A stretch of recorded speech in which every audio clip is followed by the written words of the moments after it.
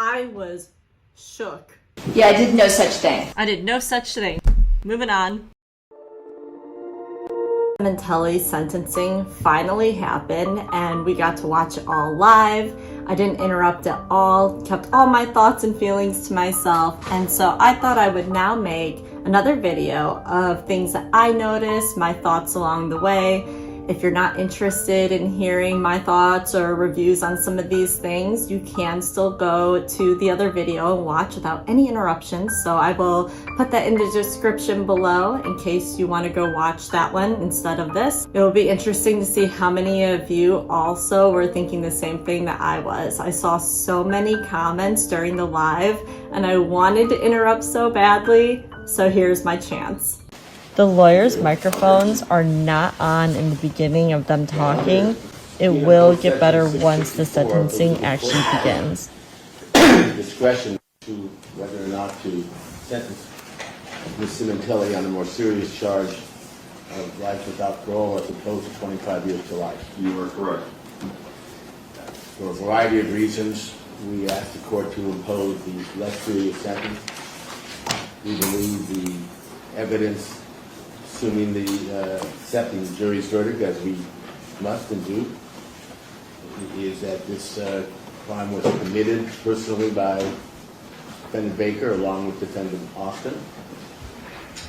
So Austin obviously is receiving a far less serious sentence for the reasons that have been made known during the course of the trial. Mr. Baker was given the most serious sentence, so we had the same option with him. He is the one who obviously directly participated in the murder of Fabio Sementilli, along with his co-conspirator who he brought with him and persuaded to join him.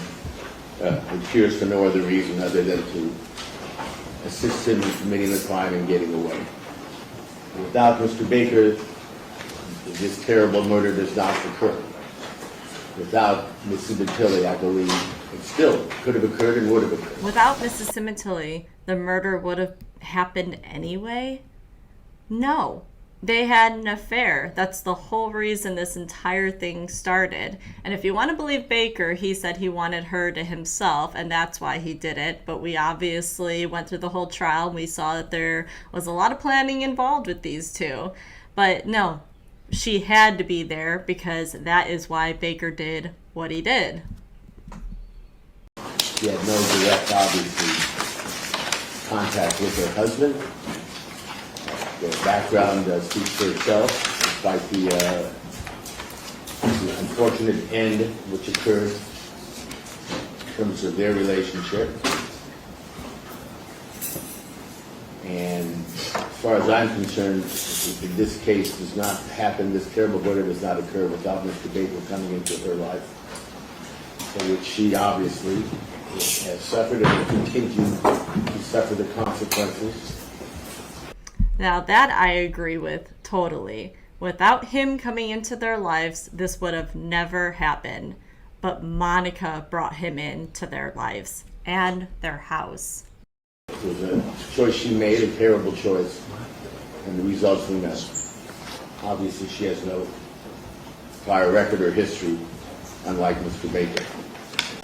So we'd ask the court to impose a less serious sentence of 25 years to life as opposed to life without parole, which I believe the court does have the discretion to do, and we ask the court to do so. Thank you. Anything else? No. Thank you. The people.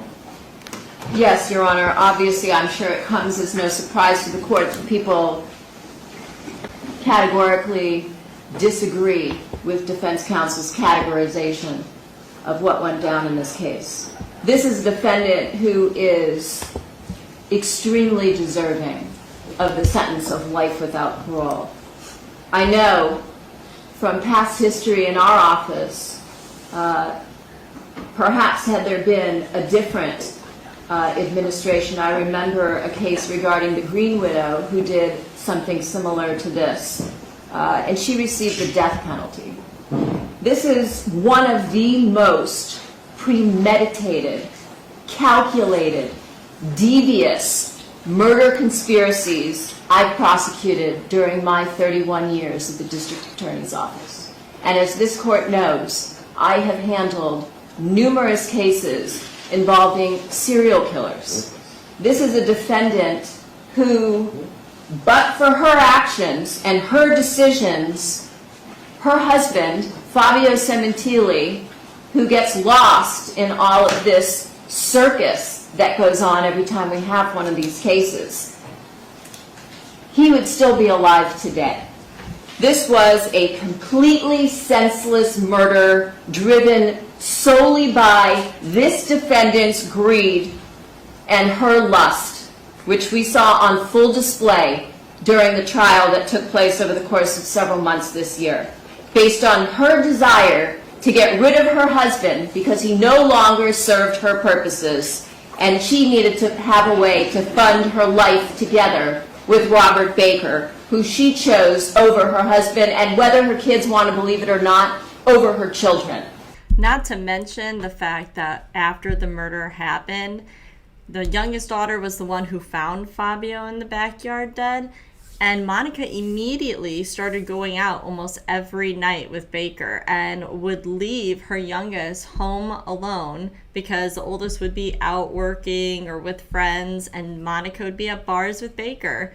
She clearly did not give a crap about what the daughters were thinking or feeling, and she just was continuing on with life. Because they never ever even came up in any of the conversations that she had with so many people who testified in this matter. It's incredibly despicable as far as motives go. Because again, without her and her plotting and her planning the murder of her husband, he would be alive today. But then you add to it the lengths this defendant went to in order to conceal and destroy evidence, and how time and time again she got others to do her dirty work for her, including her lover, so that he could get the murder done and she could take a step back and pretend to still be this loving wife, which we all know was a complete act. And once and again, it showed through the admissions that she was caught making in the jail lockup, through the letters about getting rid of her husband and wanting to marry Robert Baker, through the entire complex setup of this time frame for that day, shows a level of sophistication and planning that I rarely see in these kinds of questions, these kinds of cases. There is no question but that this defendant was the mastermind behind the murder of Fabio Sementilli. One only had to listen to Robert Baker's testimony for about 10 minutes before you got the clear picture of who was the mastermind between the two. Mr. Baker isn't smart enough to even follow up his lies with consistency. There was nothing that was credible about his testimony, and the jury so found. In addition to that, we had the testimony from Christopher Austin, and while he was kept out of the center of the conspiracy between the defendant and her lover, Robert Baker, he knew enough that this was being done at her behest. And as I've said from the beginning of the trial, this case was about the ultimate betrayal.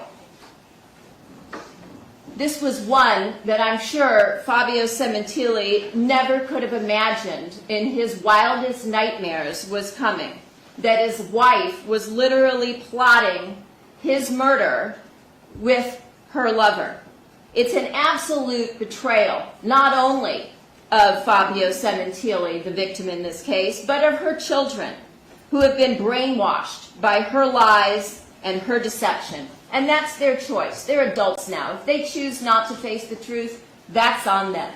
But we're here to do a job. We've done our job. The jury did their job. And we're here to hold the defendant, the main player, the heavy in this case, responsible for her actions. She used her family, her children, her parents, her sister, to do her dirty work for her, to lie to their father in order to cover up this scandalous affair that she had been having for at least a year, and God knows what else she used them for. She manipulated everybody, all of her friends, all of her family, anybody who came into contact with her for the most minor of things, such as buying a vehicle. We heard about that.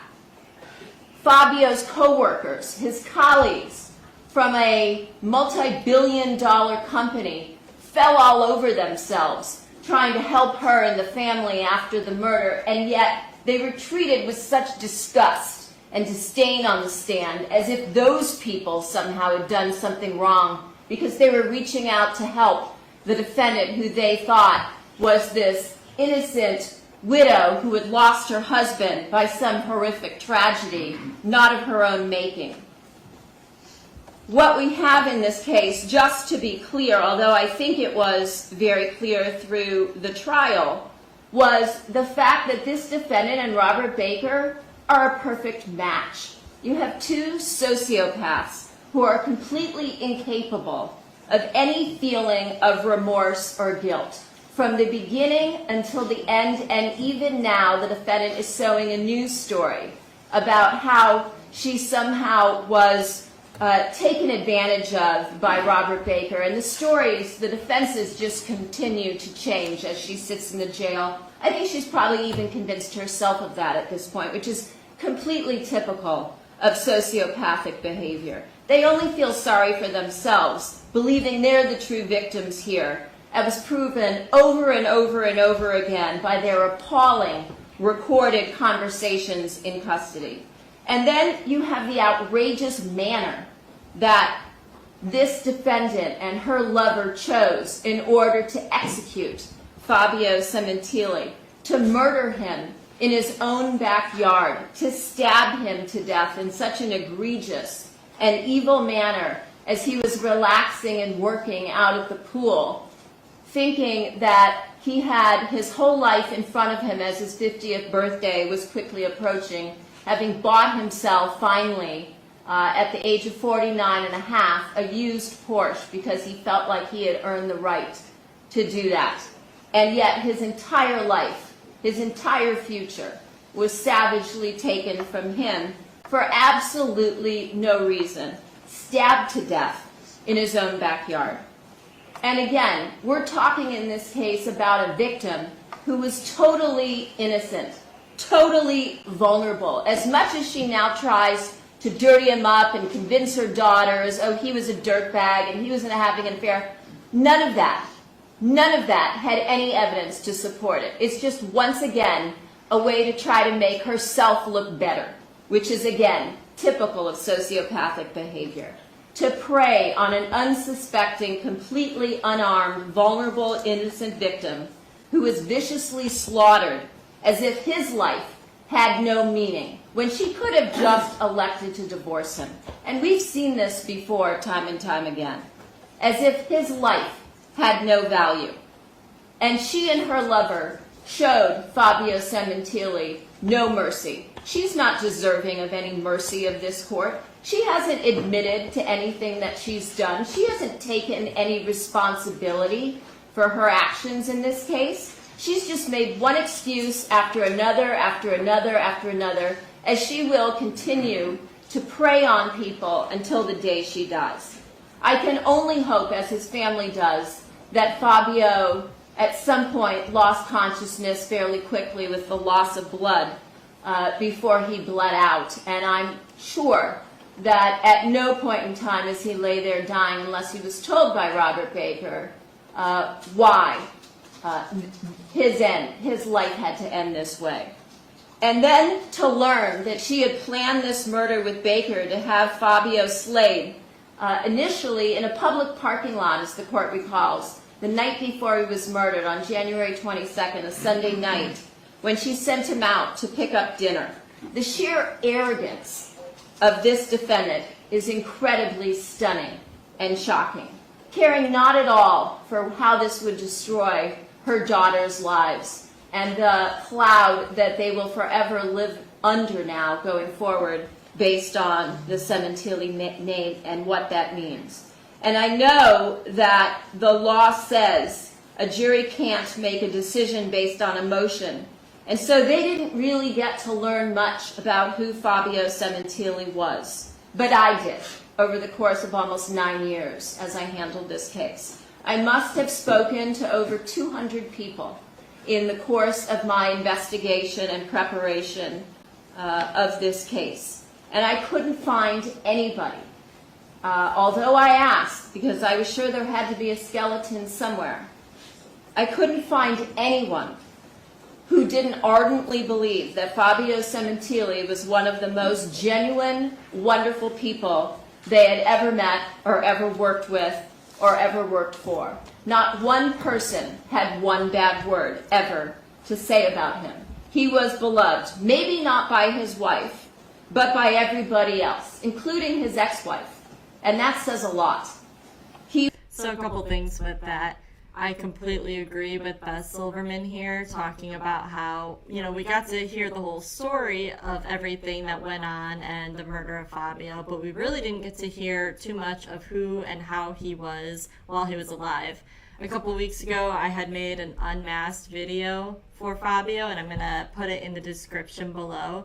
But it is just focusing on his life and the good that he projected into the world and leaving out Monica for the most part. I refuse to say her name in that video. I feel like we had so much of it covered because of this trial that I didn't even want to touch any of that. I just wanted good, happy, positive things for him. He was a thoroughly decent human being who wanted the best for everybody he came in contact with. And that's a very unique, rare individual in this extremely difficult world that we live in today. The most important thing to him, according to everybody I spoke to, was his family. And that's why this murder was such a betrayal by his wife. This is also, as I've said, a defendant who perpetuated numerous lies for almost a decade. She's a habitual liar. We presented a ton of evidence regarding that. She has zero remorse. She's taken no responsibility for the murder of her devoted husband, who was devoted to her for over 20 years, even before they were married. And she clearly has earned the right to spend the rest of her life in prison. There was such overwhelming evidence in this case as to guilt, as well as to the special circumstances regarding the murder for financial gain, such as it was at some point the court prohibited us from putting on any more witnesses because there was so much evidence regarding the life insurance, as well as all of the other policies and retirement accounts and monies that Fabio had accumulated over and through his own hard work over decades, bringing himself up from nothing to a hairdresser, to a celebrity hairdresser, to a platform artist, to a vice president of a multi-billion-dollar company, as well as the special circumstance in this case of lying in wait, which we heard in excruciating detail from the defendant's lover, Robert Baker. So at this point, I think that the people and the family, as well as all of his close friends and some of his coworkers, are very anxious for this court to bring justice to this case at long last. As she is sitting there talking, Monica is staring at a wall. I literally immediately, right when she started to talk, Monica abruptly turned and she's staring at a wall. There was one point that she did pick up a pen and act like she was gonna write, and then she didn't. She set it back down and stared at the wall some more. I think that's very interesting. Obviously she knows that the cameras are on her and there's family and friends behind her, so maybe she's just feeling the extra pressure to look like she's thinking or focusing and not getting emotional. I don't know. But yeah, staring at a wall. And then Levine, who I will not miss at all. He really was torturous to watch some of these days. Just never ending speeches, if you will. But yeah, he sat there the whole time basically staring her down and listening. And this next part really got me, so here we go. Your Honor, could I respond briefly? Normally, I do not allow that, but I'll allow a brief statement by you. I couldn't believe he agreed to that. Your Honor, I didn't know this was going to be a repeat of our closing argument. I just want to say that the prosecution, Ms. Silverman, has every right to comment on the conduct and the jury verdict regarding the defendant. I do not believe she has the right to demean her family, her daughters, her sister, all of whom know Monica Sementilli far better than the prosecutor, and who continue to believe in her innocence, her background, who she was before this terrible incident, and who she remains. She will be paying for the rest of her life whatever the court decides. She didn't demean the friends and family at all when she was bringing that up. She was saying that Monica manipulated all of them. That's not demeaning to them. It's just the truth.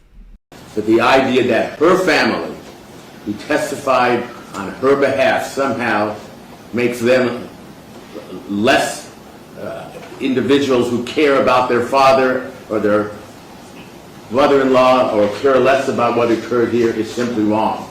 They love their daughter, and they love their sister, and they love their mother. And that is their right. And they testified under oath here what they felt and believed and still believe. I do not think it's proper for the court to consider it. I don't think the court will.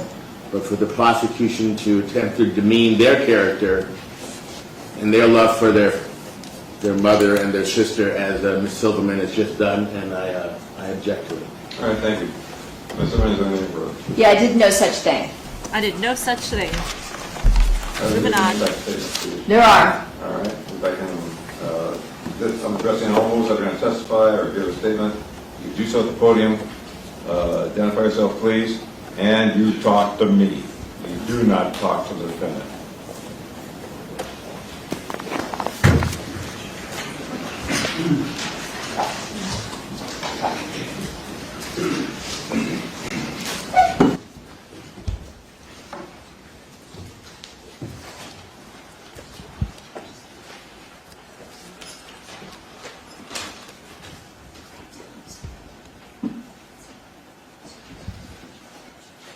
Although I usually like family, especially like people who are close to the person, such as the son, I like them going towards the end.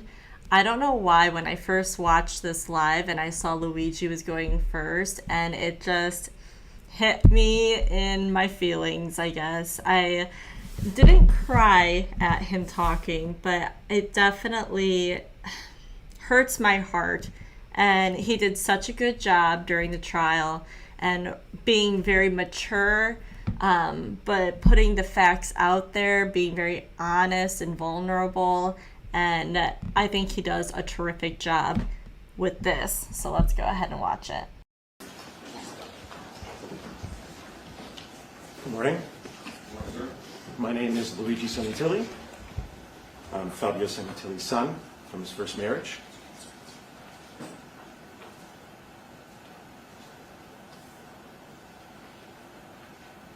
One day, Zarathustra had fallen asleep under a fig tree, owing to the heat, with his arms over his face.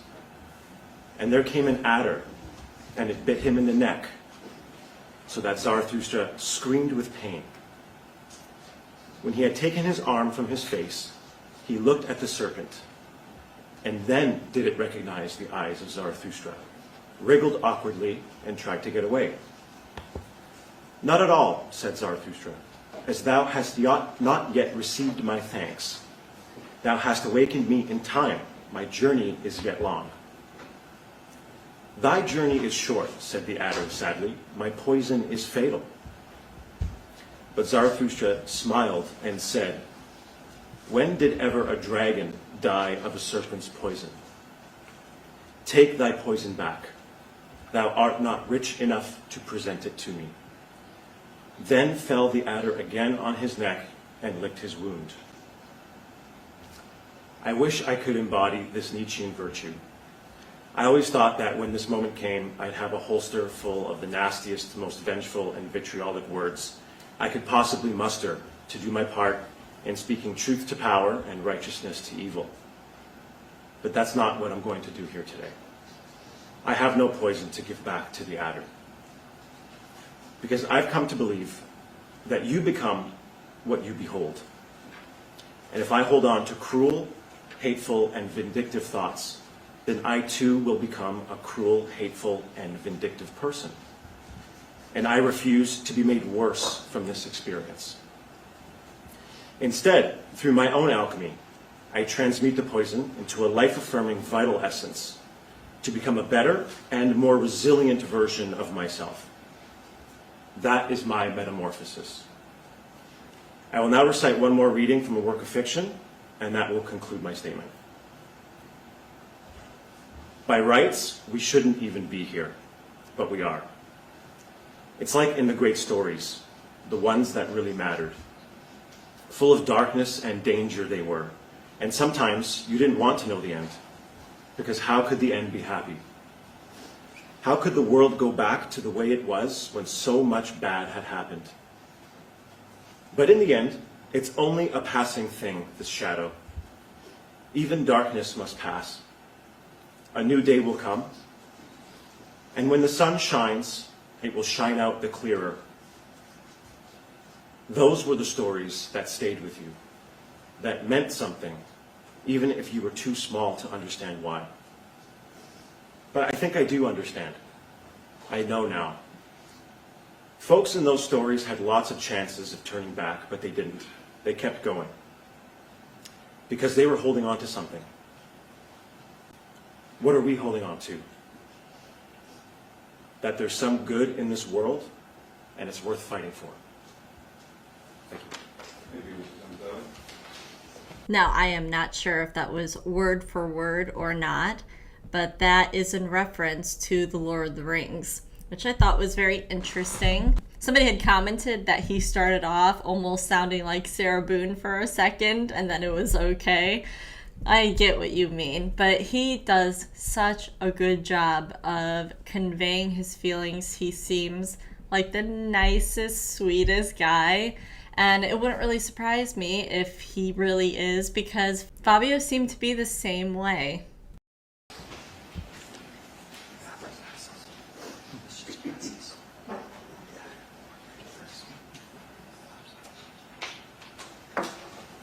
Morning, Judge Cohen. I'm on here on behalf of my wife, Vanessa Rondinelli, which is Morella's daughter and the niece of the defendant. So, my name is Vanessa Rondinelli. I'm Morella Sementilli's daughter and Fabio's niece and goddaughter.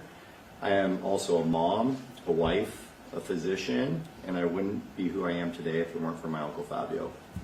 The impact that this murder and trial has on our family is beyond words. Luckily, the impact that my Uncle Fabio has on our family is much more profound and meaningful. Each of us are headstrong and moving forward because that's who he was and that's how he encouraged us to be. We all have powerful memories of him and our family, together and individually, that we won't let go of.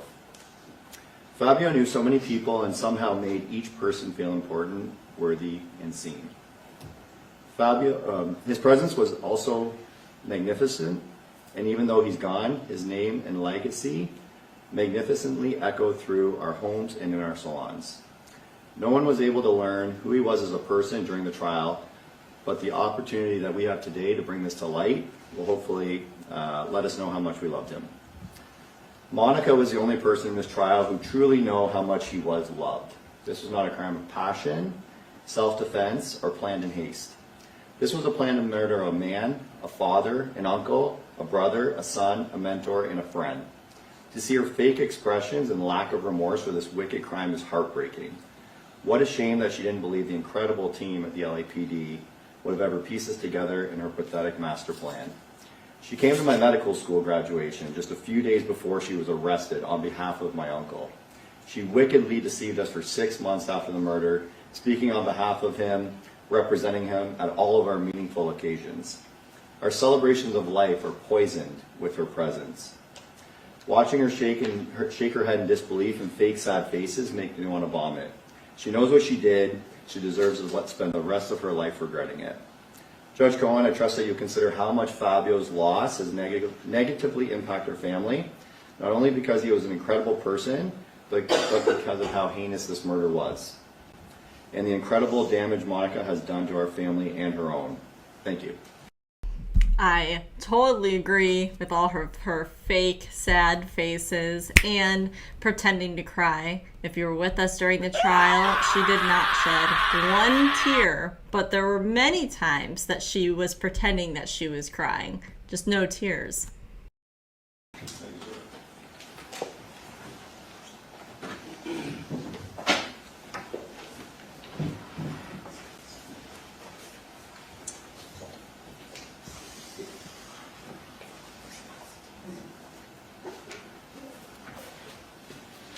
Good morning, Your Honor. My name is Isabel Picillo. I'm married to Daniel Picillo, one of Fabio Sementilli's nephews. I've never had the chance to meet Fabio. Over the years, I've heard countless stories about him, stories that painted the picture of a kind, generous, and remarkable man. But that's all I'll ever have, other people's memories and stories. I'll never get a chance to know him myself. That opportunity was stolen from me by Monica. Because of her, I've had to watch my husband and his incredible family relive a trauma so deep, so devastating that the wounds it left will never fully heal. Because of her, my first year of marriage was not filled with the typical joys, celebrating new beginnings and building a life together. Instead, every happy moment was shadowed by grief. Every celebration came with a painful reminder of what was lost. The hardest part has been watching my best friend, my husband, struggle. I've seen him consumed by sadness, anger, and depression. I've sat beside him feeling helpless, knowing there was little I can do other than just be there and hold space for his pain. Monica, you've caused me sleepless nights, stress, constant worry, not just for Daniel, but his entire family. During the trial, I sat in this courtroom for days, followed along when I couldn't be here in person. The evidence presented was overwhelming. It revealed the cold, calculated nature of who she really is. I'm grateful the jury saw the truth and delivered the only just verdict, which is guilty. Monica deserves to be exactly where she is today, in that ugly jumpsuit. In fact, I believe she deserves worse for orchestrating this horrific murder and destroying not only her own life, but the lives of so many others who must now grow up knowing who she is. Monica's sentencing doesn't undo the pain, but it sets us on the right path to begin healing. Thank you, Your Honor.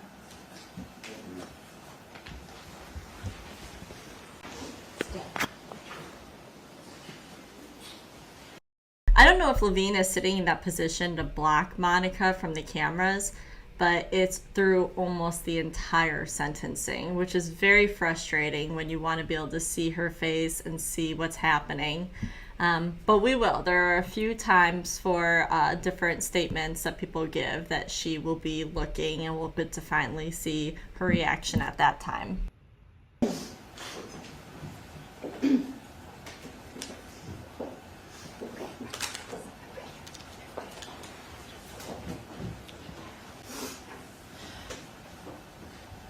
Your Honor, my name is Stephanie Hola, and I am Fabio's niece by marriage. Your Honor, I stand here today a woman traumatized, angry, and heartbroken. As Fabio's niece, I have lived almost a decade with unimaginable grief, betrayal, and pain. I am here not only as a family member who loved Fabio deeply, but also as a colleague in the hair industry who witnessed his brilliance firsthand. My life was shattered the day he was taken from us. In a way so brutal, so senseless, and so deliberate, it defies comprehension. On January 23rd, 2017, almost 9 years ago, life as I knew it ended. That was the day my uncle, Fabio Sementilli, was brutally stabbed to death in the backyard of his own home. On my birthday. And on my birthday. The same home where he had built a life, raised a family, and welcomed people with open arms. And the same home where his wife, Monica Sementilli, the woman he trusted more than anyone, conspired to have him murdered. Fabio Sementilli was everything his killer, Monica Sementilli, is not. He was kind, he was loyal, he was generous, He lifted people up. He didn't destroy them. He led with integrity. He loved with his whole heart. He made people feel seen, valued, safe, and inspired. Fabio brought joy, wisdom, and light to the world and everyone around him. Monica Sementilli brings darkness, manipulation, deceit, destruction, and death. Fabio gave his entire life to building others up. Monica spent years secretly tearing his life down. Fabio was loved. Monica is despised. Fabio Sementilli wasn't my uncle by blood, but he was my uncle in every way that truly mattered. He was family. He taught me to believe in myself, to chase my dreams, and to build honest relationships. He showed me the importance of family, family created through friendship, through work, and through love. He taught me about an industry he loved deeply.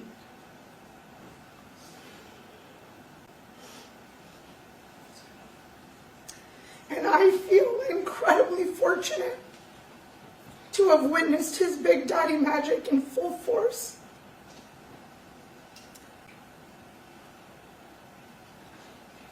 Both on stage and behind the scenes.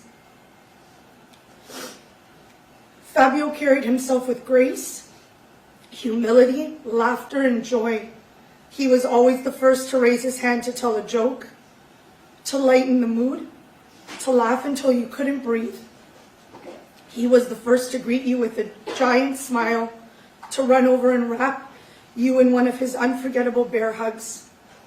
And for me, he was always the first to say, "Hey, Angel, how are you?"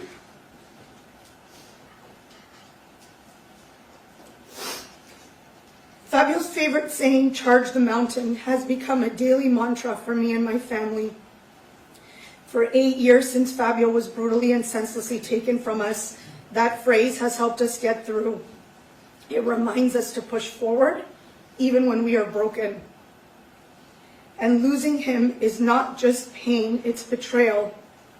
Fabio was taken from us by the very person he and our family trusted most. What happened wasn't random, it was planned, calculated, evil. And it came from someone who shared his home, his life, and his heart. It came from a woman my family showed love and respect to for over 20 years. The same woman who smiled in our faces while plotting Fabio's murder behind our backs. The same woman we comforted, supported, and defended while she betrayed us all. The same woman who played the grieving widow while secretly having an affair with a convicted sex offender, conspiring with him to kill her husband. And so today, Your Honor, I stand before the monster who deceived us all and who set this entire plan in motion, who lied, who schemed, who manipulated, and who murdered. Monica is the reason my family is broken. The reason my family knows names like Robert Baker and Christopher Austin. The reason Fabio is dead. The reason we have all been dragged through this unbearable lifelong nightmare. The reason a 2.5-month trial was held, and the reason we are all here today. None of us sitting in this courtroom today could have possibly imagined the level of pain, betrayal, and sheer evil that would rip through our lives and redefine who we are. That is the evil of Monica Sementilli, an adulterer whose selfishness, treachery, and complete absence of human decency shattered our family, destroyed the man who trusted her most, and left us all with a life sentence of grief, rage, and unanswered questions.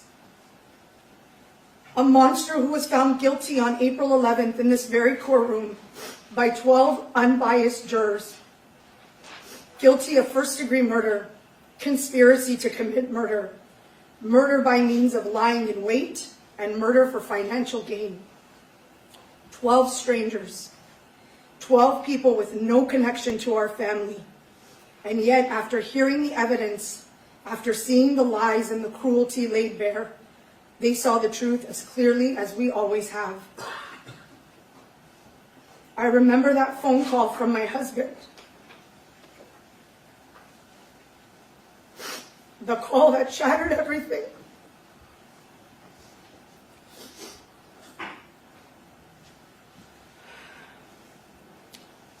He told me Fabio had been murdered.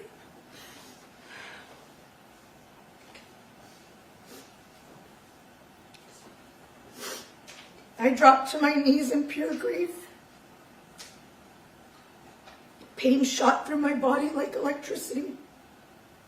I was sick to my stomach. I couldn't make sense of what I was hearing. And even though that day was almost 9 years ago, I remember it like it happened yesterday. The details are burned into my memory. Every moment, every word. I remember my husband yelling through the phone, "They killed him. They killed my uncle."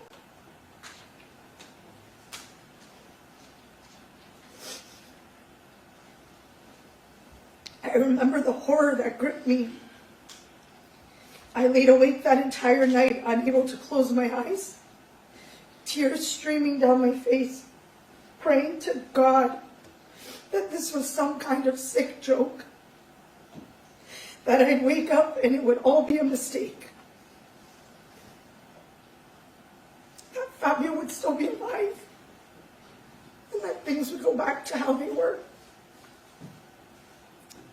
But they didn't, and they never will. Almost 9 years later, the pain has not faded. The trauma of what happened to Fabio, of how he was taken from us, still haunts me as deeply today as it did the moment I first heard the news. It is a relentless, paralyzing grief, a kind of sadness that doesn't ease with time. It lives in me. It shapes my everyday. It has stolen my peace, my sleep, and the sense of safety I once had. This wasn't just a loss. It was a brutal, calculated murder, and I am still living with the wreckage. After the murder, I remember how I began to question things that didn't seem right. I was trying to make sense of something so senseless, and it never made sense.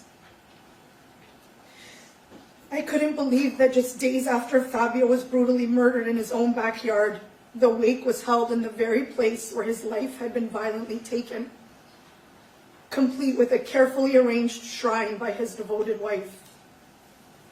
I was terrified that my husband had to be in that house. Who would want to gather there? How could Monica find comfort in a home where her husband had just been murdered? How was she able to compose a memorial for Fabio just days after finding him dead? It felt disturbing and unnatural. I couldn't believe that my husband and family members were asked to take Fabio's belongings, his tools, his suits, his jewelry, back to Canada. It felt cold and cruel. Just days after Fabio was brutally murdered, it felt like there was already a rush to erase him. Please turn off electronic devices, please. To move on. Wouldn't you want every reminder of him close? Especially after losing him so suddenly and so violently? It didn't feel like grief, it felt like guilt. Nothing felt right, nothing made sense. The details of the murder Monica described never pointed to a robbery. Nothing of value was taken except for my uncle's life. Even the Porsche was found days later abandoned but untouched. What could possibly be the motive? What was the intent? Fabio had no enemies. He was loved and adored by everyone. I never believed for a second that this was a case of wrong place, wrong time. Because Fabio was an innocent man, a good man. Our family went in circles, months after months, combing through all the details, envisioning different scenarios of what could have possibly happened that day, over and over and over and over again into exhaustion. We now know that Fabio was targeted, This was a cold, calculated conspiracy, a plan orchestrated by his own wife, a plan rooted in greed, betrayal, and staggering cruelty. She wanted his money. She wanted her freedom. She wanted a new life. And she was willing to have her husband butchered to get it. And at the time, the full truth hadn't revealed itself yet, not then. But now I see it for exactly what it was. A premeditated execution carried out by cowards, driven by a woman with no soul. At the funeral, Monica wore black gloves and a dramatic black veil that covered her face. I remember a chill running down my spine the moment I saw her. But I pushed that feeling away because this was Fabio's wife.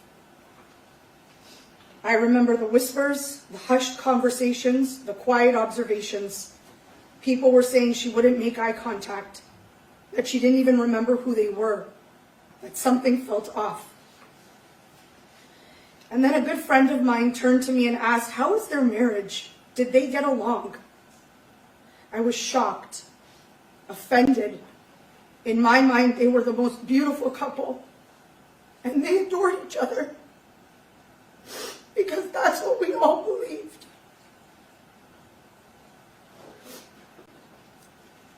And from that point on, there was a string of events that just never felt right. His cremation, the 1-month memorial mass, Easter, with my family, we were shamed for asking about the investigation, told not to speak of that day or contact police. We were silenced into pretending things were normal when nothing was. And then, Monica continued to live in that house.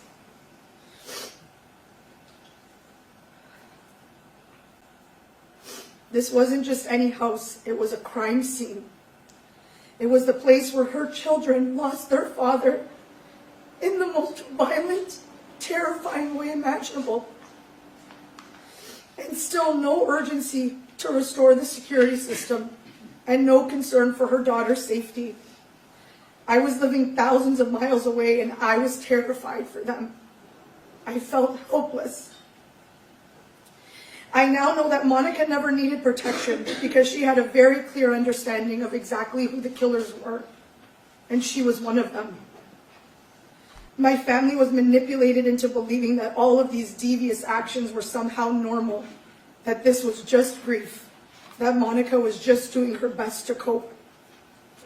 Out of love and respect for Fabio, we silenced ourselves because we believed that honoring her was what Fabio would have wanted, because we loved him that much. I remember the day of my youngest child's baptism, April 2nd, 2017.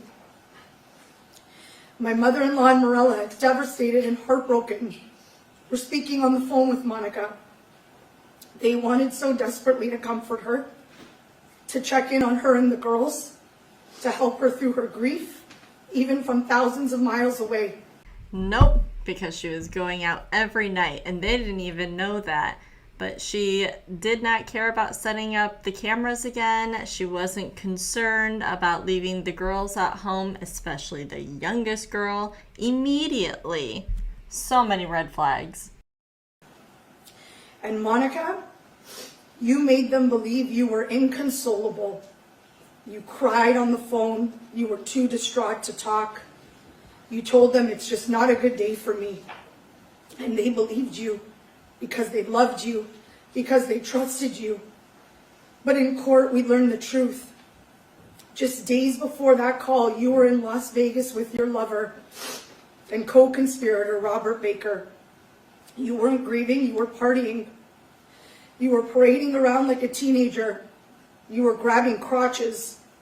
You were whoring yourself out to the man who you conspired with to slaughter Fabio, acting like a desperate, soulless woman with no shame, no conscience, and no remorse. But the truth is, that wasn't an act. That was you being exactly who you are. Desperate, soulless, and utterly devoid of any humanity. You're diabolical, evil, and sick. And that Vegas trip, that was one of just the many trips with your murdering lover in the 6 months before law enforcement could catch up with you. The most insulting of them all was the I'm gonna go walk a golf course alone in Fabio's honor trip. By then, even your own family was starting to see through the lies. Even they couldn't pretend anymore. I was there as you accepted the Lifetime Achievement Award on behalf of the man you murdered. The man loved and adored by every single person on that stage and in that room. Your performance didn't fool anyone. Your act was crumbling, and your bullshit was impossible to ignore. June 14th, 2017, the puzzle that had tormented me with sleepless nights and endless grief finally fit together. You, Monica, and your vile lover, Robert Baker, were arrested for the murder of Fabio Sementilli. I remember hearing the news and feeling for the first time like the weight of grief that had clung to my soul was finally lifted. Suddenly it all made sense, every single piece of it, every unanswered question, every gut instinct, it all fit together to tell the story of who you really are. That night, after 6 long, agonizing months, I cried tears of relief. But that relief was short-lived. Because the arrest didn't just bring answers, it opened the floodgates to the truth. And the truth was even more horrifying than anything I could have ever possibly imagined. Sitting through this trial, watching you smirk and scribble, while I listened to every horrifying detail, was the most painful experience of my life.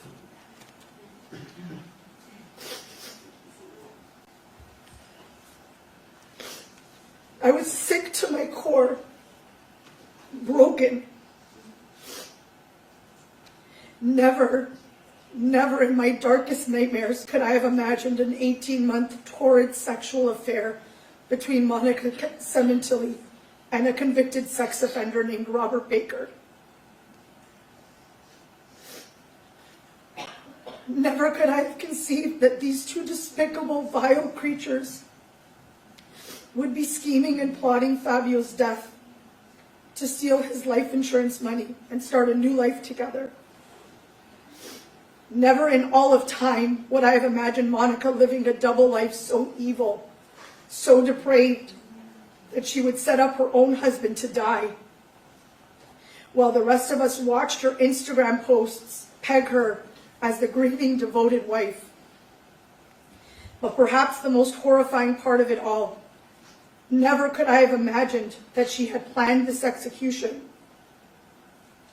so that her youngest daughter would be the one to arrive home first, so that her own child would be the one to discover her father's lifeless body, brutally stabbed to death. Only a devil could carry out something so calculated, so cruel, and so utterly heartless against her own child. Never could I have foreseen the mountain of evidence collected by the LAPD, a mountain so overwhelming, so undeniable, that it would prove beyond any reasonable doubt that Monica Sementilli orchestrated the murder of Fabio Sementilli. Never in my worst nightmares could I have imagined hearing her and her murdering lover, in their own words, recorded from jail, casually dissecting the murder they committed. Monica didn't sound broken, she sounded proud, wicked, calculated. I was sickened to hear her profess her love for the man who police told her slaughtered her husband. My poor uncle had no idea the devil that lay beside him. On the recordings, you could hear the two of them whispering, laughing, and scheming, spewing lies to get the evidence to fit their version of reality. I was listening to the minds of two full-fledged, cold-blooded criminals, and I was sick. They discussed the lack of video surveillance, not just on the day of the murder, but even mentioning the attempt the day before. They discussed the DNA. They spun a cover story so outrageous it was an insult to all of us. She panicked over her Viber messages, wiped a computer clean, and even talked about erasing the Sementilli name. This is a betrayal so deep, it is unforgivable. Never once did we hear sadness. Never once did she express grief over the loss of her husband, the father of her children, the man she spent 20 years with. She never once, since her arrest, has said Fabio's name. She never begged for justice. She never pleaded for the police to find the real killers, because she is the real killer. Fabio's death was never a trauma for Monica. Instead, it was an obstacle, something she had to get through and move out of the way so that she could begin her new life of freedom. That's why it was so easy for her to lie and manipulate the facts surrounding his murder. She wasn't distraught, she had planned it. She had been so far removed from the reality of what she was doing for so long that by the time it happened, it meant nothing to her. It meant nothing for her to casually tell a car salesperson that Fabio had been murdered in his truck, just to get a better deal, just to get sympathy from strangers, even though that was a lie. Monica used her husband's murder for her own benefit. Deals on cars, on trips, on hotels. Any way she could spin his death to her advantage, she did. And she did it without remorse, because his death never mattered to her. His loss meant nothing, and she treated it exactly that way. And never ever could I have imagined that on the exact same days we were mourning Fabio, at his wake and his funeral, crying together, trying to survive this nightmare, Monica was sending sexually explicit, vulgar, pornographic images to Robert Baker of herself from her parents' home, all while still wearing her wedding ring. She wore gloves and veil at the funeral, a costume of mourning, while privately desecrating Fabio's memory behind closed doors. It is shameless and vile. Monica, you are the most despicable and evil of all mankind. You are a liar, a deceitful manipulator, an adulterer, and a murderer. A man who loved you, trusted you, and built a life with you was brutally murdered. And you cremated him without discussion, without dignity, and placed his remains in someone else's family plot, as if that was good enough. No headstone, no plaque, no resting place that honors who he was, a devoted father, a respected professional, a man beloved by so many. You claimed you had no money to bury him properly, but somehow you had money for Vegas. You had money for getaways with the man who murdered your husband. You had money for your new life, but not for a grave.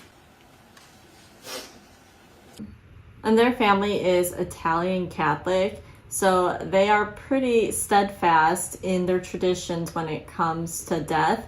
And cremation is not a part of that. His entire family lost their minds when they found out that she just did that.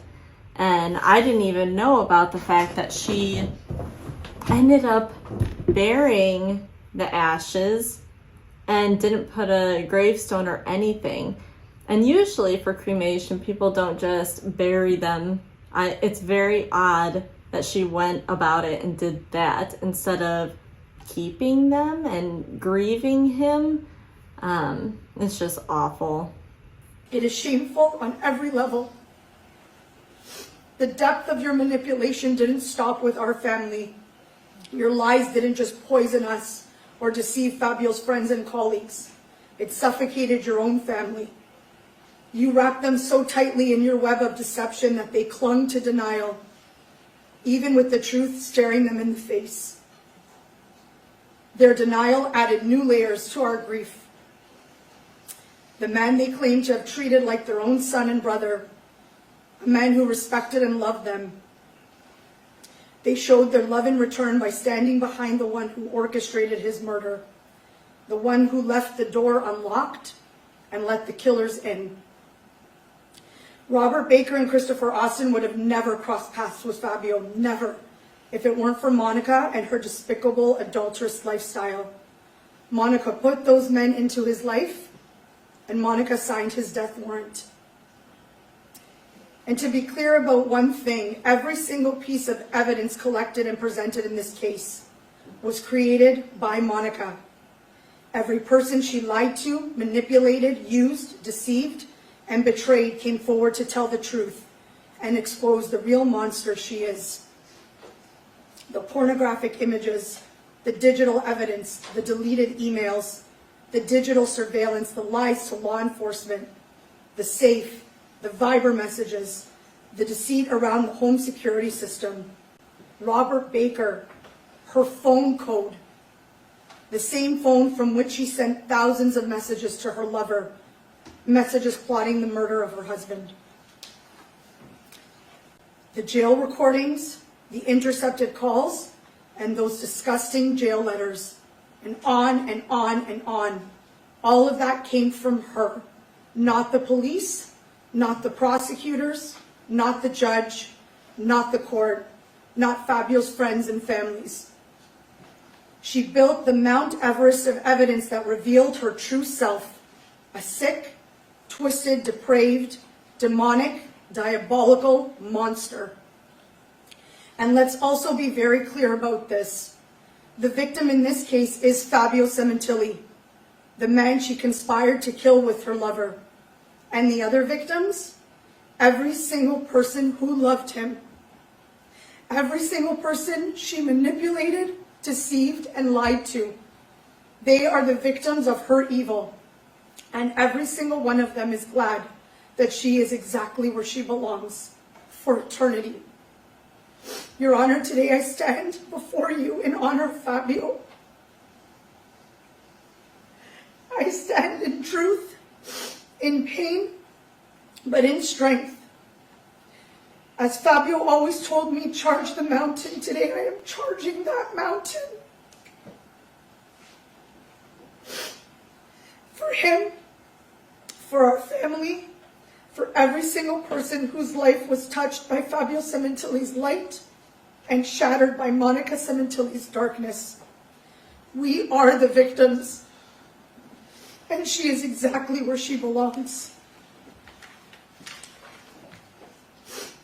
Your Honor, we beg this court to sentence Monica Sementilli to the maximum penalty allowed under the law, so that she never again walks free and never again breathes the fresh air of the life she so brutally stole. Let her spend the rest of her days behind bars, vanishing into the darkness that mirrors her soul. Our family deserves peace, knowing that, like a rabid animal, she has been locked away, trapped in the cage of her own destruction for eternity.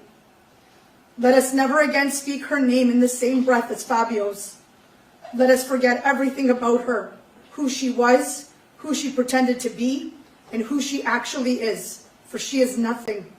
Nothing but a hollow shell, a soul devoid of any humanity.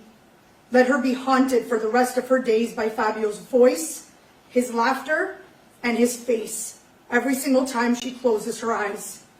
There will be no peace, no silence, just the constant echo of the man she betrayed and destroyed, the man she will never outrun, even in her sleep. Let her be forgotten as the clump of nothingness that she is. Her mantra is ride or die. Well, Monica, now you can ride or die in prison. Thank you.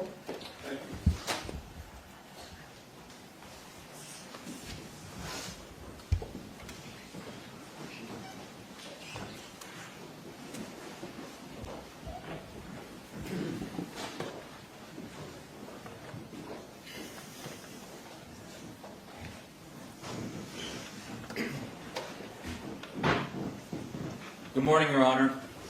My name is Daniel Pacillo. I'm Fabio Sementilli's nephew. This is the third time I had to stand in front of the court to speak about my uncle's murder. 3 times I had to stand here, relive the worst pain our family has ever felt, and it never gets easier. My words might fall on Monica's deaf ears, but it's our right to speak on Fabio's behalf. Monica lost the right to call herself a Sementilli the moment she plotted my uncle's murder. She didn't just plan a murder, she lived in his house, slept in his bed, looked in his eyes, and set him up to die. It was cold, it was calculated, and it was evil to the core. While my family was mourning my uncle's death, she pretended to grieve with us, faking tears, letting us console her, lying right to our faces, all while continuing her secret affair. This was the same affair that was ongoing with Robert Baker that led to the planning, attempting, and executing of my uncle's murder. It was so disturbing what we learned during this trial. For example, after my uncle's wake in Toronto, Monica was sending Baker sexual photos from her parents' house. On her wedding anniversary with Fabio in February after his murder, she was out with Baker at a comedy club. She also told people she wanted to walk a golf course in Myrtle Beach to honor Fabio's 50th birthday wishes, but instead she went to a romantic getaway with Baker. I can't even fathom how demonic Monica really is. She didn't feel anything for my uncle. Maybe she never did. I think he made a really good point of saying he's not sure if Monica ever actually even cared or loved Fabio. What's interesting is through the trial, especially when Luigi took the stand, we learned that she had multiple affairs. We don't know the exact number, but Luigi touched on it. So did she get with Fabio because of the money and his success, and then just have affairs their entire relationship? That really could be. And so his theory of maybe she never did feel any of those feelings for him, there's a huge possibility that that's true. Monica always wanted what my uncle had, to be the one everyone admired, respected, and looked to for leadership, the only one who truly mattered. But Fabio earned that with love, loyalty, and hard work. Monica didn't want to earn it that way, so she took the shortcut. She tried to steal the spotlight by destroying the only person who truly did deserve it. But here's the truth. Fabio Sementilli was everything she will never be, and the world now knows it too.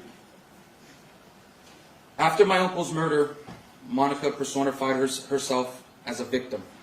That's all she did to fool us. That's how she got away with it for so long, but the act is now over. All her dirty secrets are out in the open. And Monica needs to know, from now on, every time someone searches her name, there are 3 words to be associated: affair, murder, and guilty. That's her real legacy. Monica's future is exactly what she earned: a life behind bars. A cold, filthy cell stripped of comfort and control. No attention, no spotlight, no one left to manipulate, no freedom. And that's what truly destroys people like her. Not just the prison walls, but the reality that she'll be missing everything that matters. Birthdays, weddings, graduations, and even funerals. The world will keep turning without her, while she remains frozen in time, alone in that cell. I hope the weight of a life sentence without parole sinks in and suffocates her every single day. In closing, Fabio mattered. His life meant something, and his death was for nothing. I miss and think about my uncle every day. I have his picture hanging in my office, where I still ask for his advice. I miss him dearly. Monica's decisions and actions left scars we'll carry forever. Judge Cohen, I ask you, don't let anyone else suffer as we have. Please sentence her to the fullest extent, life without the possibility of parole. For our Fabio and for our family. Thank you. Your Honor, I have a statement to read before the last couple. This is from Vonda Carino, the former wife of Fabio Sementilli and Luigi's mother. I was shook when I heard her say that. The ex-wife of Fabio decided to write a letter and have it be read during sentencing. And, he actually was married to her, and they worked together, the three of them, Luigi, and he had an affair with Monica. You would think that that would mean the ex doesn't like either one of them for what they did to her, but no. Let's listen to what she has to say.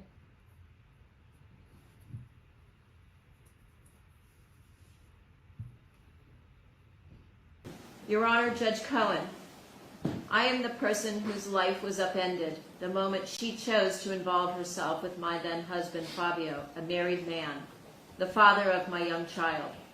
She did not just interfere with a marriage, she dismantled a family. What she took was not just a man, but the foundation of my home, the security of my son Luigi's childhood, and the unity that once held our family together. Because of her, Luigi became a latchkey kid during the week and a suitcase kid every other weekend, living by the terms of a divorce agreement. She was quick to invoke her Italian roots when it suited her, declaring divorce was not an option for her. So why was it expected to be one for me? It began with her taking Fabio from me and my family, and somehow that was not enough for her. In the end, she took him from everyone, with no sorrow, no shame, and no remorse. Having never lifted a finger, she remains blind to the realm of selfishness and sacrifice, concepts foreign to a life untouched by struggle. She took what she wanted because the heaviest decisions she ever faced were whether to sunbathe, hit the gym, get her nails done, or pick an outfit. Choices born of comfort, not cost, and yet even that did not satisfy her. She is nothing more than a parasite who lived off the backs of Fabio's sacrifices and claiming worth from achievements that were never hers to begin with. And with one act, she ripped a father from his children, a son from his mother, a brother from his siblings, an uncle from his nieces and nephews, and a friend from countless hearts. She did not just end a life, she shattered entire generations. She needs to face the weight of that. She got herself exactly where her actions led her, isolated, directionless, and utterly responsible. I thank the court for your time. Thank you.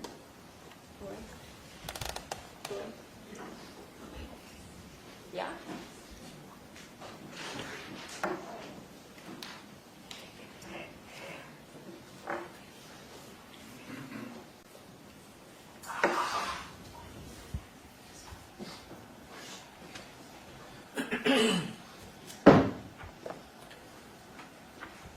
My name is Anthony Piccillo, Fabio Sementilli's oldest nephew.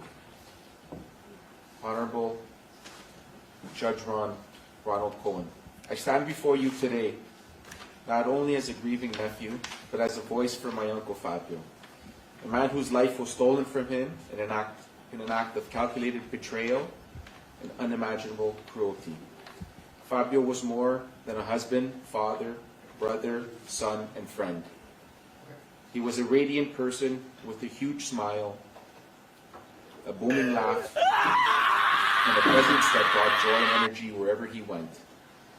He built a beautiful life through hard work, dedication, and extraordinary talent. And he gave everything to the people he loved, especially his children. What happened on January 23rd, 2017 was not a crime of passion or impulse. It was a cold, calculated conspiracy.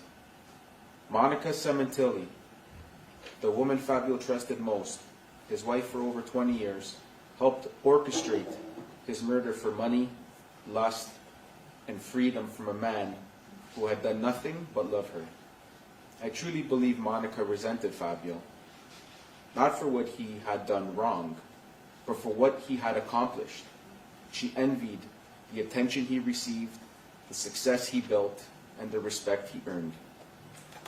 Rather than be proud of her husband, she was jealous of him. In her mind, being married to Fabio kept her in the shadow, And so she sought validation elsewhere, telling lies about being a professor when she had no such education, and reinventing herself beside a man who was a convicted sex offender, a former adult film actor, and a racquetball instructor. That betrayal from wife to conspirator is something this family will never recover from. This was not a lone act of violence. This was a plan executed by 3 people: Robert Baker, who stabbed Fabio, Christopher Austin, who admitted to joining in the killing, and Monica, who unlocked the door, both literally and figuratively, for this nightmare to happen. She provided access to surveillance systems. She tracked Fabio's movements. She created the window of opportunity. And when it was all over, she put the mask of a grieving widow on. She cried for the cameras while secretly going out with Baker, pretending to walk her husband's favorite golf course, visiting comedy clubs, traveling to Vegas for her lover's birthday, as though she had not just buried her husband. She posted online about how much she missed him while simultaneously mocking his memory with every lie and every celebration. She showed no remorse. Instead, she manipulated her children, her friends, and the public. She did this not only to escape justice, but to continue chasing a fantasy life of luxury, one she expected to fund with life insurance money and stolen assets. She betrayed not just Fabio, but her daughters and stepson. She left them without a father, and worse, with the lie that her mother had no role in it. In doing so, she shattered our family's bond and created a divide that still lingers today. We now live with the unbearable knowledge that Fabio, a man full of life, hope, and generosity, died terrified, restrained, and pleading for mercy. His daughter came home to discover the aftermath. That horror will never leave us. We lost more than Fabio that day. We lost their peace, our sense of family, and our belief that those closest to us can be trusted. We lost a light in our lives, a man who deserved so much better. For all of this, we respectfully ask the court to impose the maximum sentence allowed under the law. Life without the possibility of parole. Monica Sementilli made choices rooted in greed, envy, and manipulation. Choices that cost an innocent man his life. This sentence will not bring Fabio back, but it will send a clear message that such evil, masked behind a smile, cloaked in deceit, will not be forgiven. We will carry Fabio in our hearts every day, and we ask that the sentence reflect the loss of our family has suffered and the extraordinary cruelty of this crime. Thank you, Anthony Piccillo, Fabio's oldest nephew.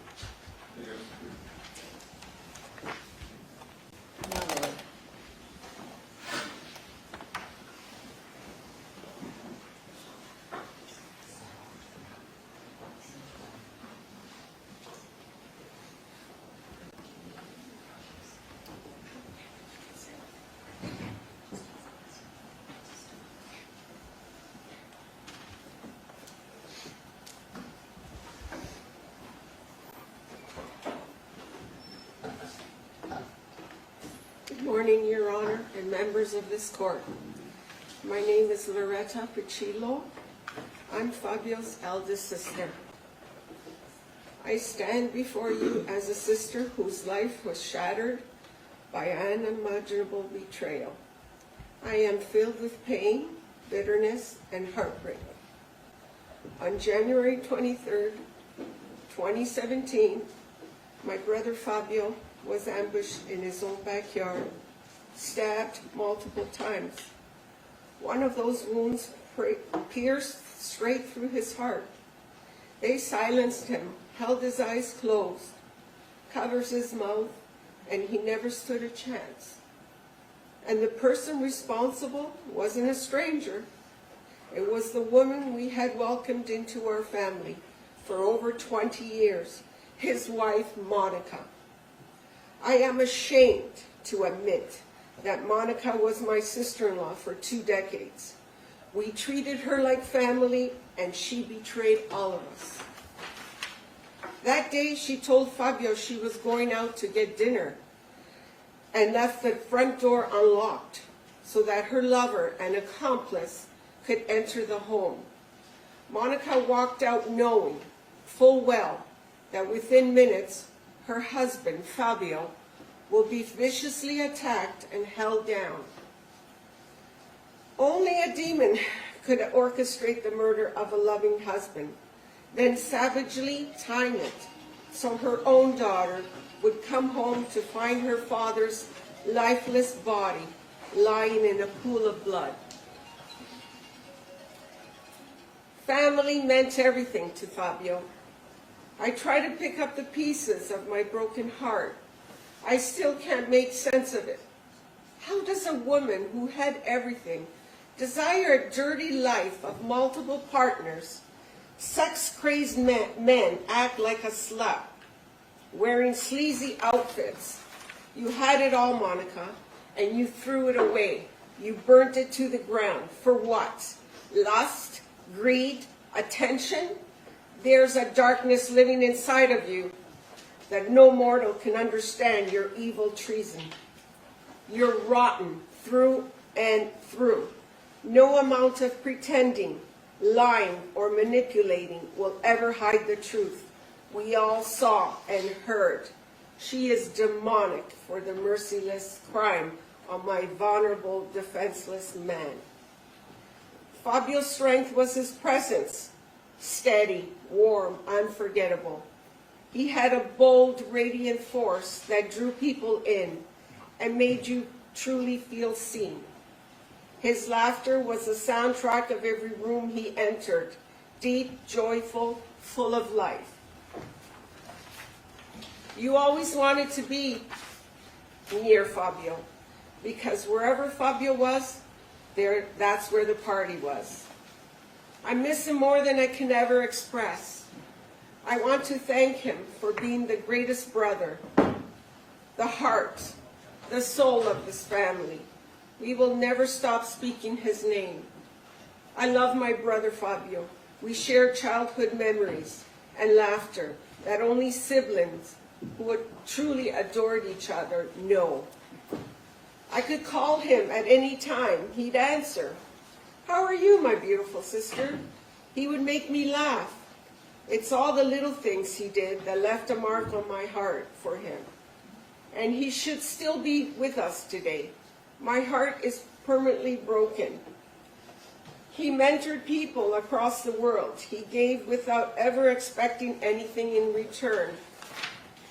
I am forever proud of my brother, especially when people from all over the globe share on how Fabio changed their lives, how his kindness, wisdom, and generosity left a lasting mark.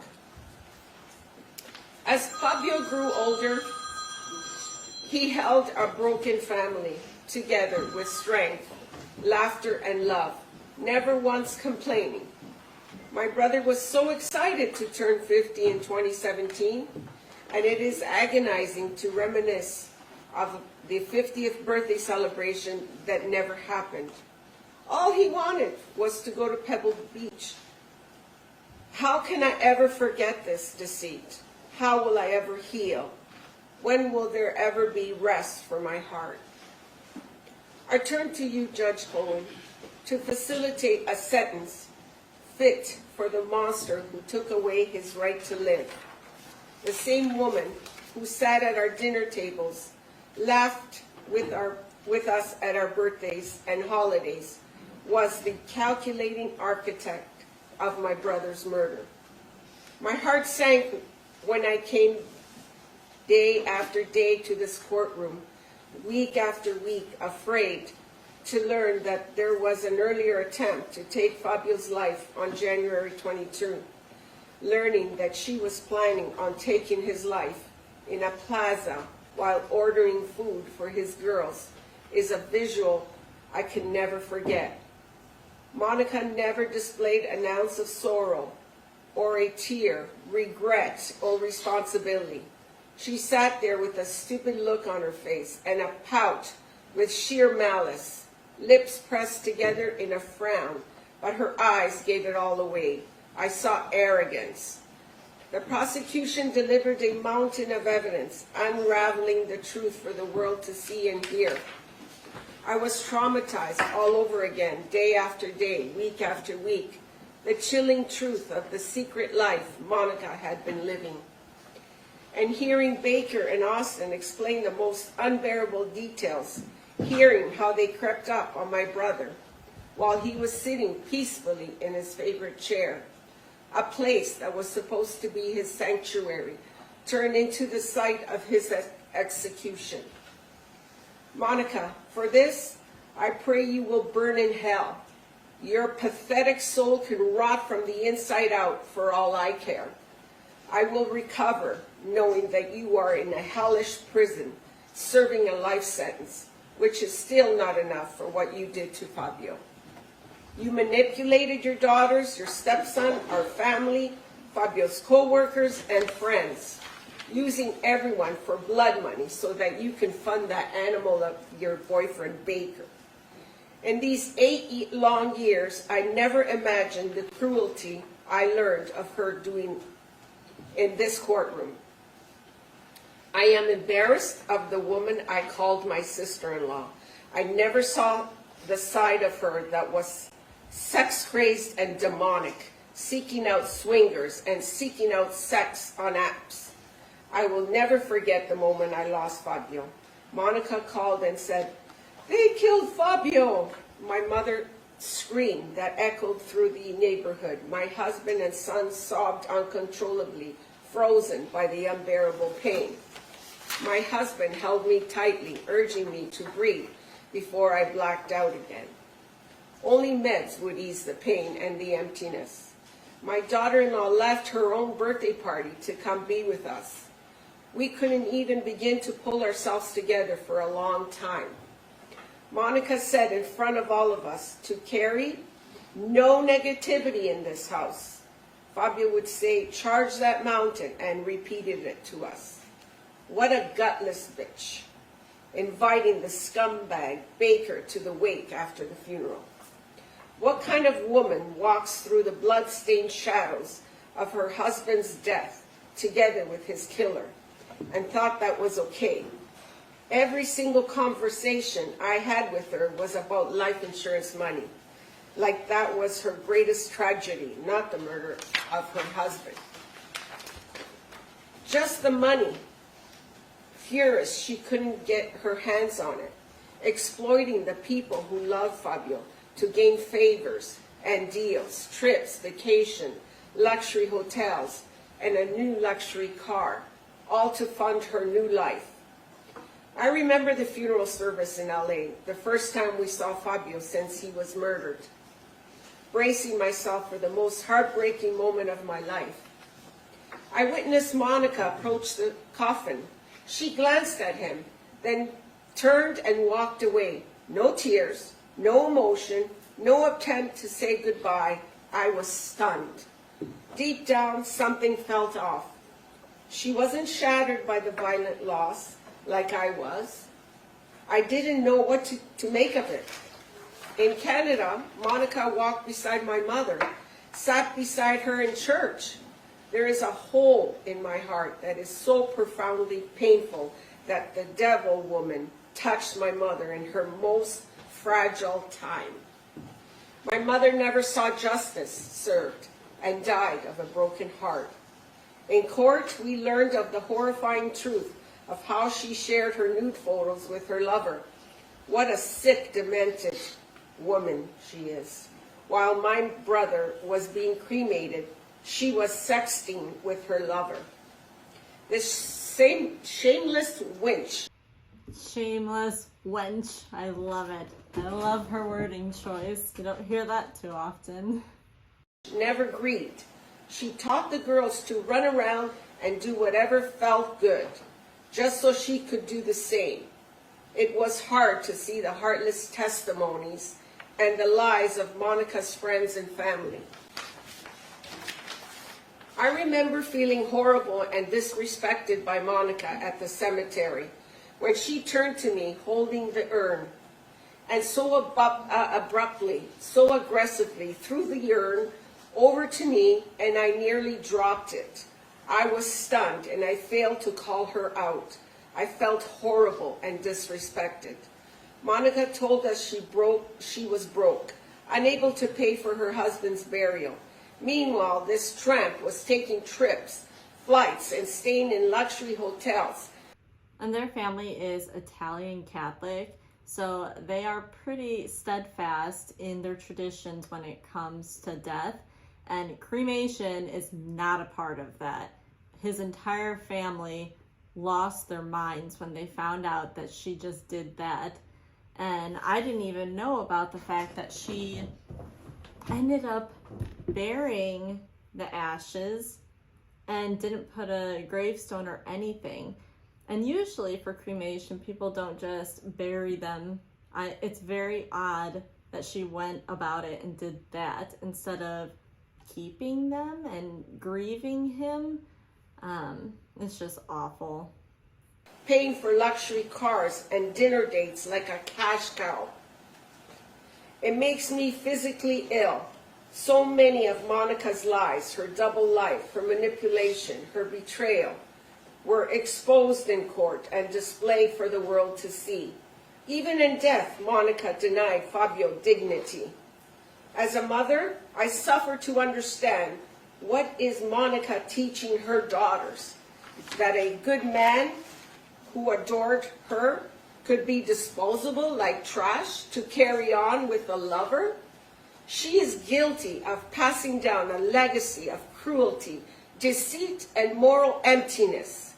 And while we showed up every day in court to fight for Fabio, her sister Anna Larson and Monica's family never showed any pain, tears, or grief when they saw the murder scene. I wanted to stand up and scream, "Your daughter did this. She viciously murdered him, leaving him to die alone. None of them showed a sign of pain. What a disgusting bunch of animals." It makes my blood boil. They turned their backs on him, just like Monica did. Monica's sister, Anna, took the witness stand and said something I will never forget. She said, "You can have a great marriage and love someone and still cheat on them. It happens all the time." How sickening. That isn't marriage, that's betrayal. You can go ahead and call yourself Mrs. Baker now because you lost the right to the Sementilli name. The world sees you now for what you are, a whore and a murderer. You shattered your daughter's futures, stole their innocence, and destroyed the safety of their world. Let this stand like a punch to your face, to your body, to your rotten soul. I have nightmares where I hear my brother calling for help, confused, scared, and in pain. We struggle every day to pick up pieces and find a way forward, but some scars never fade. This betrayal will forever be part of our family story. This was a deliberate, premeditated execution of the man who loved her, and she never once took responsibility. Monica's betrayal stole more than a life. It stole our peace and the future we once believed in. Fabio would have wanted me to live life to the fullest and heal. Thank you, Your Honor, for your patience and fairness through this long and painful trial. Beth Silverman, words will never be enough. You gave us strength. You never stopped fighting for Fabio, even when we felt broken and lost. You didn't just fight with skill, you fought with your heart. You gave us hope when we had none. Heather Siegel, thank you for your support, your belief in this case, and the time you gave to help pursue justice for Fabio, and we won't forget you for this. To the LAPD detectives, officers, court staff, including Team Fabio, the jury, and every person behind the scenes, thank you for your service. Mom, we did this with you too. I know you're with Fabio. Your voice echoes through mine, and today we stand in your honor. To the people around the world who love Fabio and stood by our side through this nightmare, thank you. Your Honor, I respectfully submit this statement as a victim. I have endured unimaginable pain at the hands of Monica, the woman who orchestrated the brutal murder of my beloved brother, and then watched us suffer without blinking. She is manipulative, calculating, remorseless, and dangerous. She plotted this crime for months. She watched it unfold, and after it happened, she lied and continued her betrayal without shame. She is deserving of the maximum sentence possible today. Thank you, Your Honor. Thank you.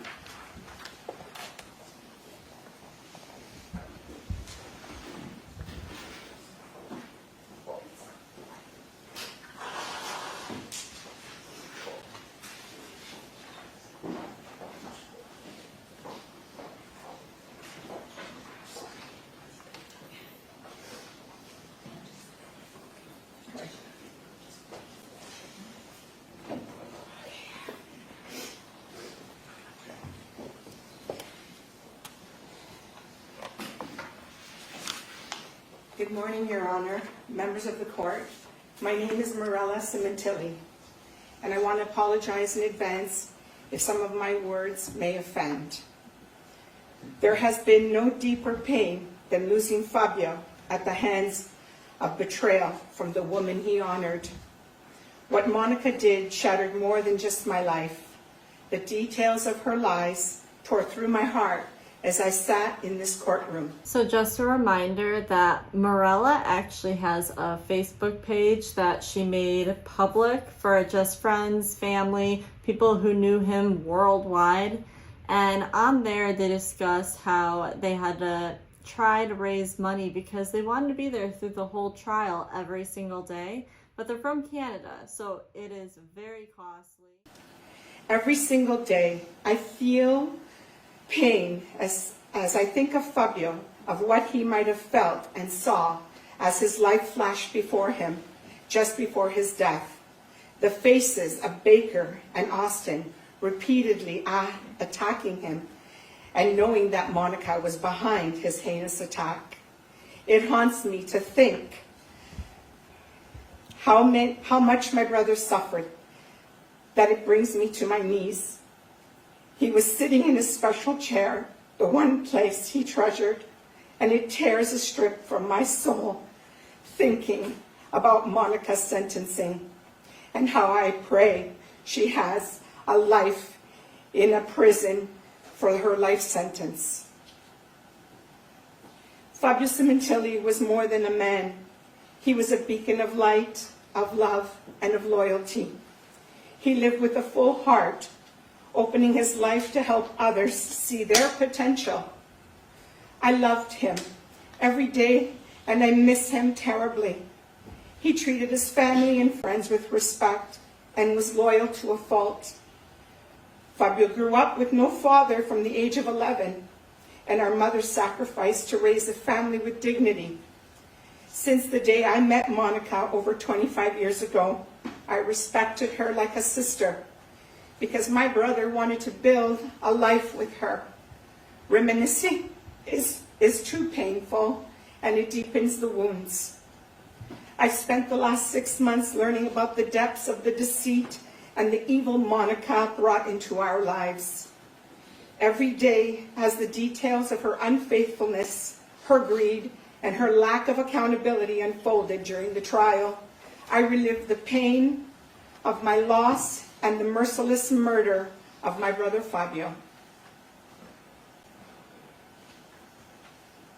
We came to this courtroom for 72 days seeking justice, and I found solace in the testimonies of people who loved and honored my brother. With little to no sleep, I wanted to be here in this very courtroom for him.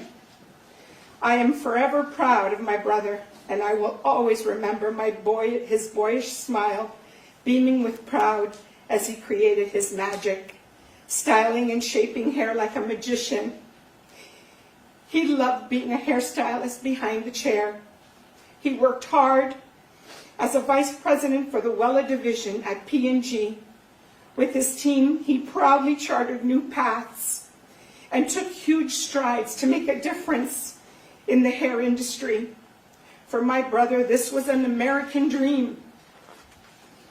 His memory will forever live, especially in the hearts of hundreds of thousands of people who support him and our family.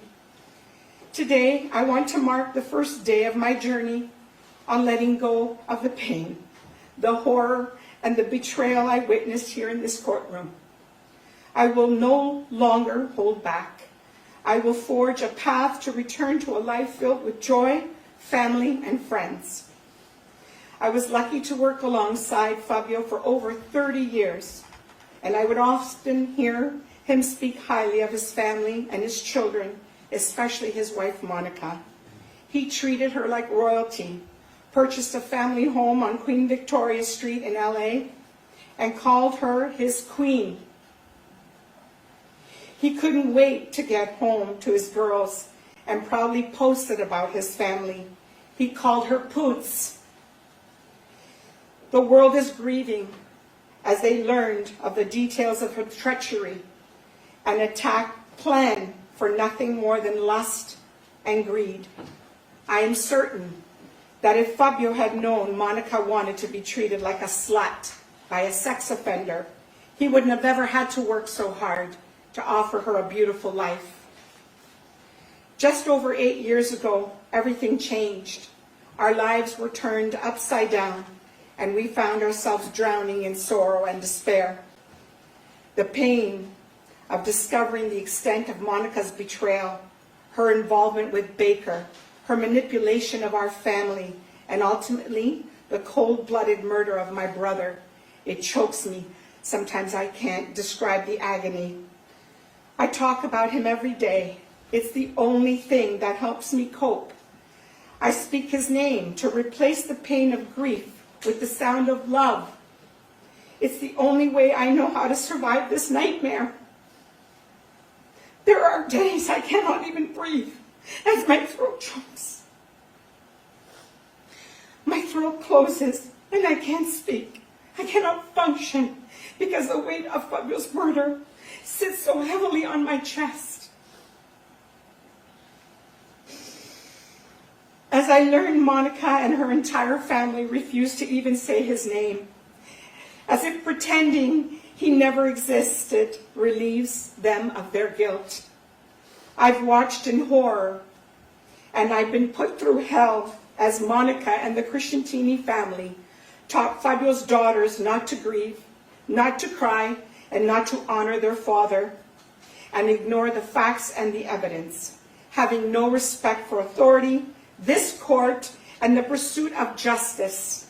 Sometimes I wish I could just shake them to show them that they are being lied to. They withheld Fabio's property, a memento for my dying mother. Her heart was broken, and none of them cared. My nieces should be asking the questions, why did our mother bring that predator into our home? Why did she let him sit at our home table? Why did she let him sleep in their father's bed? They should have been fighting to uncover how their mother could be capable of something so vile. Monica destroyed their foundation, their sense of truth, and their ability to grieve. It's heartbreakingly clear she never protected her daughters. She was using them. Your Honor, what Monica did to her daughters and to my nephew Luigi is unforgivable. This is yet another crime in itself. Her sentence should reflect more than just murder. It should reflect the long-term psychological destruction she caused in their lives. She had the audacity to demand a trial and parade around like a woman wronged. And in the end, she exposed not only her shameful affair, but the truth of the kind of mother she was. I love Morella. I mean, in the words of my teenage daughter, get it, queen? Both of the sisters are so feisty, are so strong. Baker, living 6 months off of blood money. Only a devil can manipulate a reality to suit her comforts. In all my worst nightmares, I could never have fathomed this calculated plan. Monica, you are a demon. She can't even look at me. And all your actions and your deceit has told us so. I hope every blood dollar you and your Crescentini family have is used on meds. Traded a beautiful life for trashy garages, dirty beds, Pinot Grigio for tubes of semen from a repulsive convicted sex offender. You didn't just kill Fabio, you humiliated him.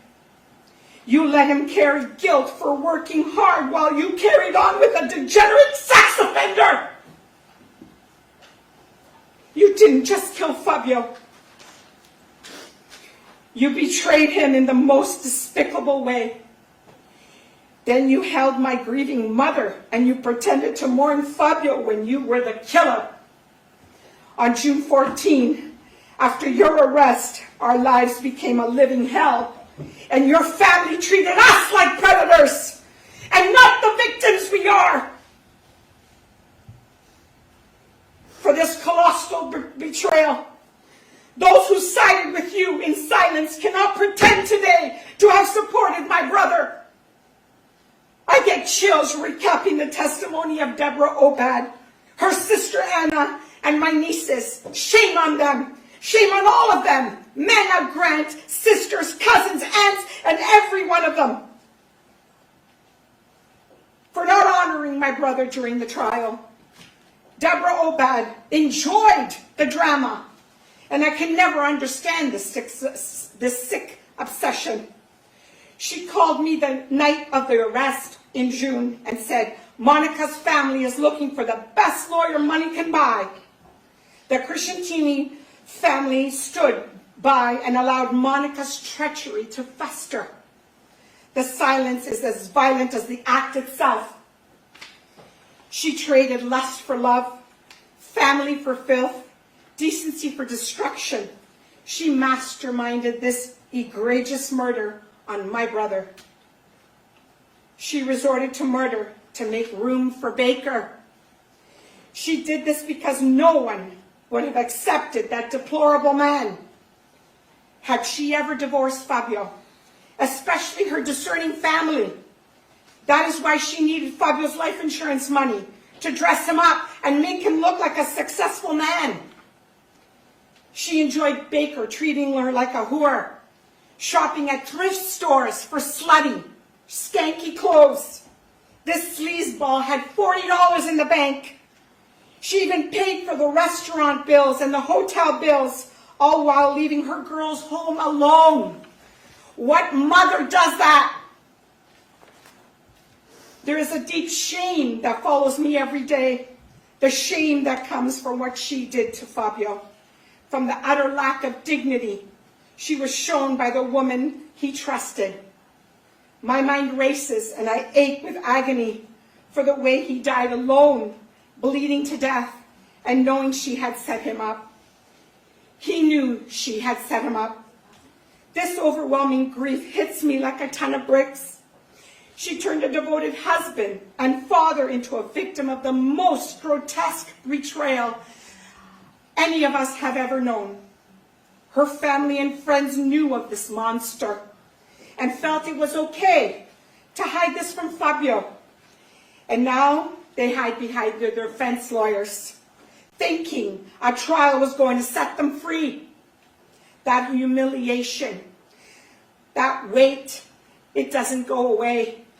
I am ashamed of this disgusting things that she did behind my brother's back. I'm ashamed she degraded his honor to be in the arms of that gross, low-life pig. The name Sementilli is dignity, hard work, and love. And I demand Monica to surrender it.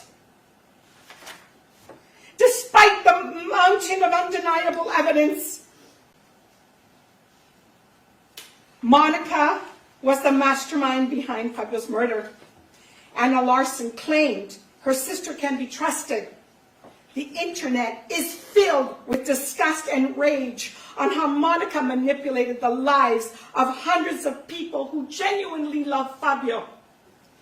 If there was ever a case that called for the death penalty, this is it.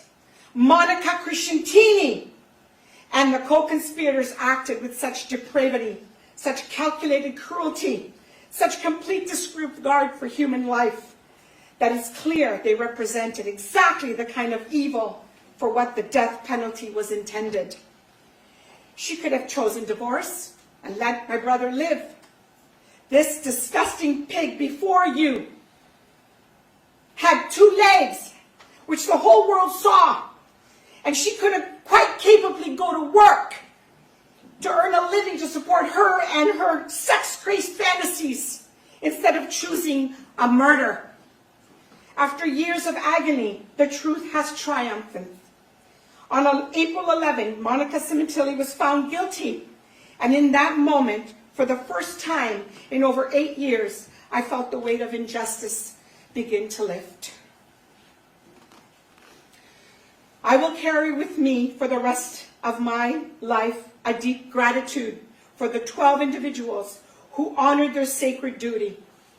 They listened and they made sure Monica was held accountable for all the destruction she caused. Judge Cohen, I thank you for your strength, your fairness, and for making our family feel justice did not fail. You created a courtroom where truth was protected and my brother's dignity restored, even in death. Thank you, Beth Silverman and Heather Stegel, for your strength, the intelligence, and the unwavering pursuit of justice, making us proud beyond words. You fought with dignity, with respect, and with an unshakable resolve. There were many small and victorious moments throughout this trial, moments when I watched in awe as the prosecution brilliantly uncovered the truth and brought to light the grotesque and damning evidence of Monica's sorcery. Each moment was a step closer to justice. The Sementilli family loves you all. Today, a life sentence will set us free for the wretched pain she put us through. If you see me smiling, let it be a reminder that Monica is spending her life sentence in a California jail, living hell on earth. It is obvious that Monica tried to manipulate the world into believing that she was a victim. But here's the part she did not ever anticipate: getting caught. And what a beautifully orchestrated sting operation the world watched during the arrest. Monica will never again experience the joy, love, or excitement that Fabio brought into her room. She will never know what it's like to be truly loved again the way Fabio loved her. Your Honor, I must admit, I Googled what happens in a female prison. I needed to know. And I read that the inmates ensure newcomers get a brutal welcome. Bathrooms and showers will always be perpetually nauseated with feces and urine bombs, disgusting food, female on female, and poor hygiene. And I can't deny I like the sounds of that. With every holiday, I will grow more at peace knowing Monica's eating food that even the rats don't want to eat. In honor of my brother, I am ready to make the most of life because that's what Fabio would have wanted for me. I will cherish the memories of his love, his laughter, and his strength. With my grandkids and my family, I will always remember him with pride. To my beloved brother, Fabio, you can finally rest now. Let your love and our words rest your soul. Justice has been served here on earth, and the burden you carried in silence is no longer yours to bear. You are free. Let peace wrap around you like a warm blanket, and may the pain of betrayal and sorrow be left behind. Go now. Go to the arms of those who went before you our father, our mother, our uncles and cousins. They're waiting to welcome you into God's eternal embrace. You are safe now. No more suffering, no more fear, only light, love, and peace. In honor of you, I will always remember the man you were, no matter what. You always put others first. I will make sure your legacy endures. I will continue to talk about you and ensure you are never forgotten. I will keep your daughters in my prayers and your son in my heart, and hope that one day that the Crescentini family will cut off the unhealthy hold they have on your daughters. And for you, Monica, your name will forever be synonymous with betrayal, deception, and the murder of Fabio Sementilli. I urge all his loved ones to dedicate today, June 23rd, to Fabio's memory. Break open champagne and celebrate with us, and include our glorious brother Fabio in all your prayers, because Fabio won, the prosecution won, and the Sementilli family won! Thank you. Good morning, Your Honor, members of the court, and all present. My name is Jessica, and I'm the oldest daughter of Monica and Fabio. In the spirit of trying to heal from this very horrible situation, I'd like to speak about my parents. Grandma to the rescue. Although I'm disappointed we don't get to hear Monica's mom talk, I think her mother did play the role she needed to, which was being with the person who's talking, holding them, caring for them, and to really make them understand that they're not alone standing up there. My dad sent my sister and me off into the world with the same words: be smart, be strong, chin up, and charge the mountain. That mantra became the foundation of how we live our lives. So right off the bat, there's no missing that Jessica and Monica wore their hair the same. I would assume that was planned. My dad was our pillar of strength, steady, present, full of wisdom. He taught us how to be brave, how to be kind, and how to show up for the people we love. He taught us to climb our mountains, no matter how steep, like this one right here. I miss him every goddamn day. I think about him constantly. I talk about him to my friends, to my family, to anyone who will listen to me, because I want to keep his memory alive. I often watch old home videos just to hear his voice, to hear his laugh. I want to remember what it felt like to have a dad, to be wrapped in that kind of love and protection. I wanted nothing more in my life than to make him proud, to see his smile when I succeeded, and to hear him say that he believed in me. We used to have these family meetings, and at the end of each one, we'd all put our hands in together, and we'd chant Sementilli power. I used to think it was so cheesy. Now I treasure it. I'd give anything to just sit in one more of those meetings. I know how lucky I was to have a dad like him. He was the best dad anyone could ask for. I have to remind myself that it's better to have had him and lost him than to have never had him at all. I still feel him around me. I hear his voice all the time. When someone I love says something he would have said, I know it's him there with me. When I got my acceptance letter to UCLA, all I wanted to do was to call my dad and to tell him. When I started to cry, heartbroken that I couldn't share that with him, I looked up and I saw someone wearing a sweatshirt with his alma mater on it. I know that was my dad, and I know that was him telling me that I'm here, and I see you, and I hold on to all moments like that. And then there's my mom, my rock.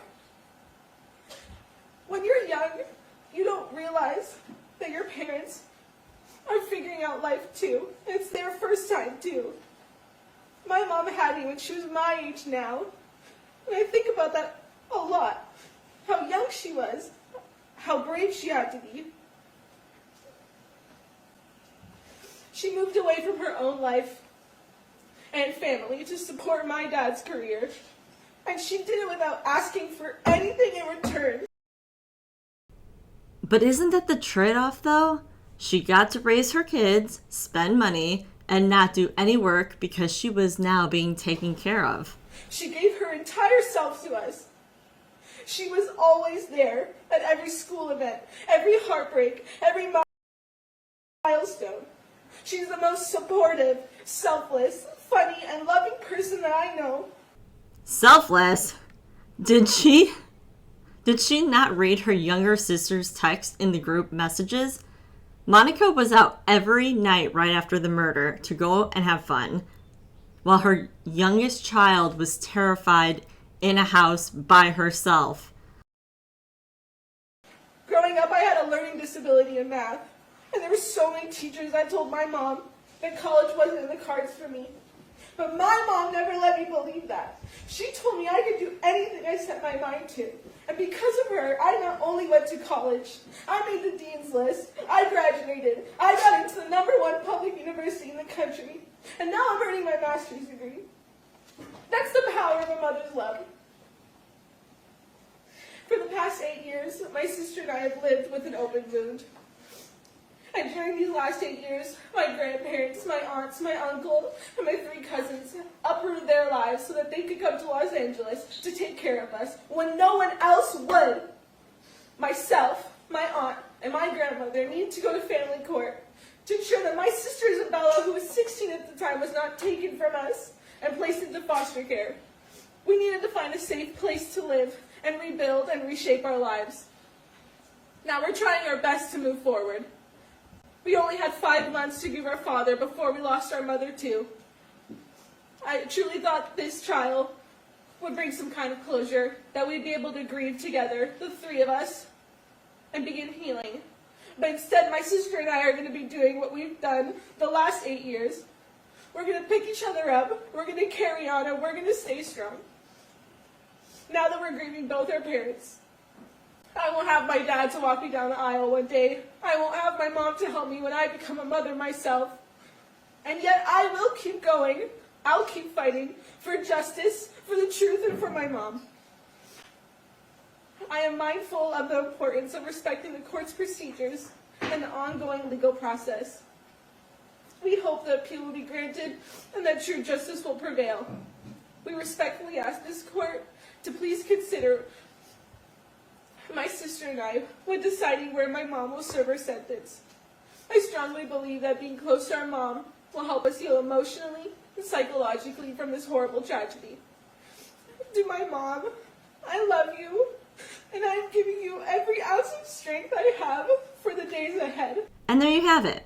Jessica's a ride or die just like Monica, doesn't think she did it, wanted to help her, and give her strength and love to her.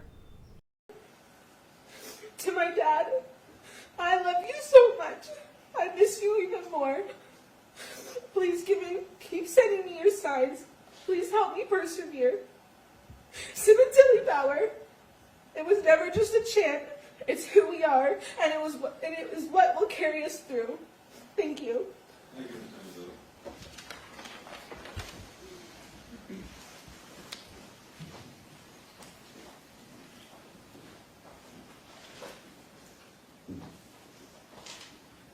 When Isabella comes up to the podium, unlike Jessica, she stares forward and doesn't even look over at Monica. Members of the court, and all present. My name is Isabella. I am the youngest daughter of Monica and Fabio Sementilli. I stand here to tell you about the wonderful home my parents made for me. I urge you all to reconsider the picture that was painted of our family dynamic. I had the best childhood thanks to my mom and my dad. I had the most supportive parents who created a safe and loving home. My father was a man that I respected, trusted, and leaned on for comfort. He was front row with my mom, laughing and clapping at all of my school plays. He always asked me about my life, my friends. He truly cared to know about his daughter. Despite traveling a lot, my father made an effort to be present when he was home. He really listened to me. He taught me how to stand up for myself while still being respectful, and told me from a young age that the only opinion about myself that matters is my own. When you go to judge somebody, look in the mirror because that's usually what you want to fix about yourself. I'm grateful to have learned that so young. I get my hard work ethic from my father. He would jokingly ask who would become the hairdresser in the family and continue his legacy. I didn't know at the time that I would be the one following in his footsteps, but I thank him for guiding me to find my passion and lifelong career. I will continue my father's legacy in the hair industry, filling some big shoes, but in my own way. To those who knew my father, you also know how funny he was. My tears would turn to laughter in seconds. I'm confident I can speak on behalf of my sister and brother that we had the best father. Not many people got to know my father when he was home with his family. Once the suit and tie came off, that was the real Fabio I knew, and I feel lucky for that.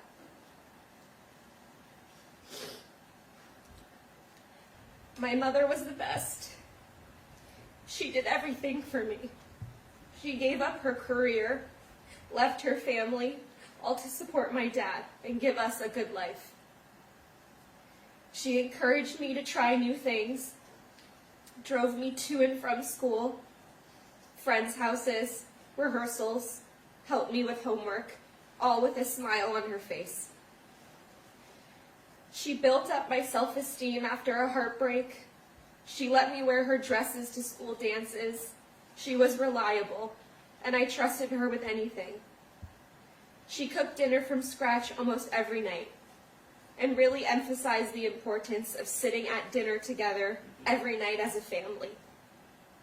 She hosted dinners for my father's colleagues at our home often, even some of them sitting at our table for holidays. She is my biggest cheerleader, and one of the most selfless women I know. Non-judgmental, there to listen and to support me. Her family was her life, and I'm grateful for that every day. Many people think because I stand by my mother that I don't miss my father. Let me say right now to those watching, that is false. I think about my dad every single day, wondering what he would be saying or what his advice would be. My dad was the biggest loss of my life, and it pains me that he will never know this version of me. But I know for a fact he would be proud of me speaking today, honoring our family in a positive way. I often reminisce on the days when I would be inside in the middle of my piano lesson, and my parents would be outside in the backyard. We could hear my dad's laugh from across the entire house. Then I'd look outside and see them laughing together. They spent every night outside, talking, laughing, enjoying each other's company. They were best friends, and I didn't know how lucky I had it. That sentence. I feel like I just watched Monica repeat that in her mind. She didn't even know how good she had it, and she blew it. My parents were the best wedding guests. They would take over the dance floor and dance all night long. That carried over to dancing at home while cooking dinner, where my sister and I would often join them. Those are the moments that I miss the most. Now I hope you can understand why I stand by both of my parents. They were the greatest people I've ever known. I never got to grieve my father's death. I thought I could do that when this trial was over. However, that is not the case. I am now grieving 2 parents, no father to walk me down the aisle, or play outside with my future kids, no mother to go to for advice or comfort. Despite all of my heartbreak, tragedy, and loss at only 25 years old, I somehow still have hope. I have hope justice will prevail over time. I have hope that I'll have a beautiful family one day and give them the childhood that I had. And I hope that I will heal from this nightmare of a situation. I'm hopeful because of my friends and family who have supported me, genuinely, the last 8 years. My grandparents, aunts, uncle, cousins who uprooted their whole lives, left their own families to come to California and help us. Thank you to my extended family for your continuous love and support. And thank you to the complete strangers who have reached out to me with support and kind words, showing me there are still kind and compassionate people out there who believe in me and my mother. I'm not sure why this happened to my family, but this does not and will not define me. This has made me work hard at building a beautiful life that I deserve, which is what my parents would have wanted.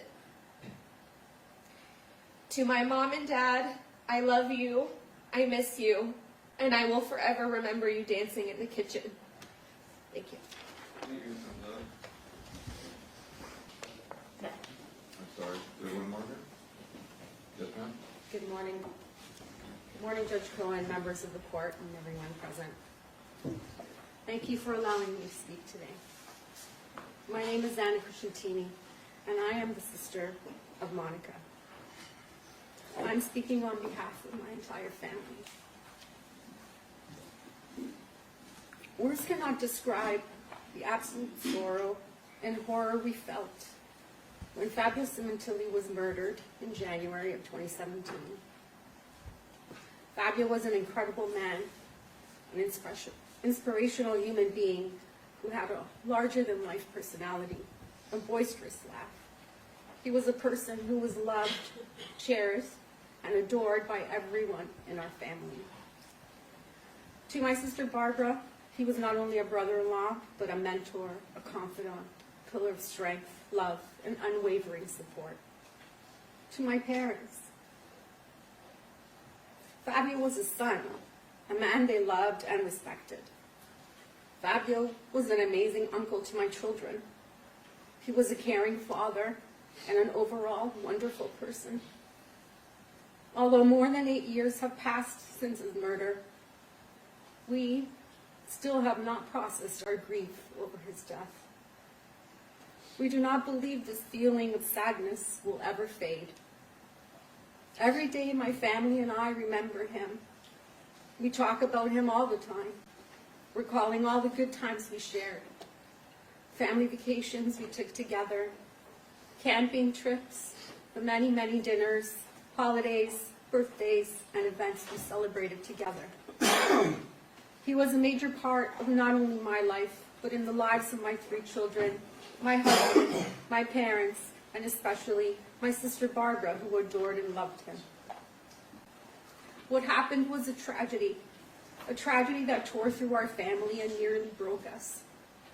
Although we shed tears over his death, we have not had time to really grieve or mourn him properly the way we want to. The reason I think it is obvious. It is, after all, why I'm standing here today. We, her family, are devastated. My elderly parents had their hearts ripped out. Not only did they lose Fabio, someone they considered their son, but now they have also lost their daughter. This ordeal has left all of us emotionally, mentally, and psychologically drained. On behalf of my mom, my dad, my sister Barbara, my husband Grant, and my 3 children, we would like to thank all of those who have reached out to us to express their love and support.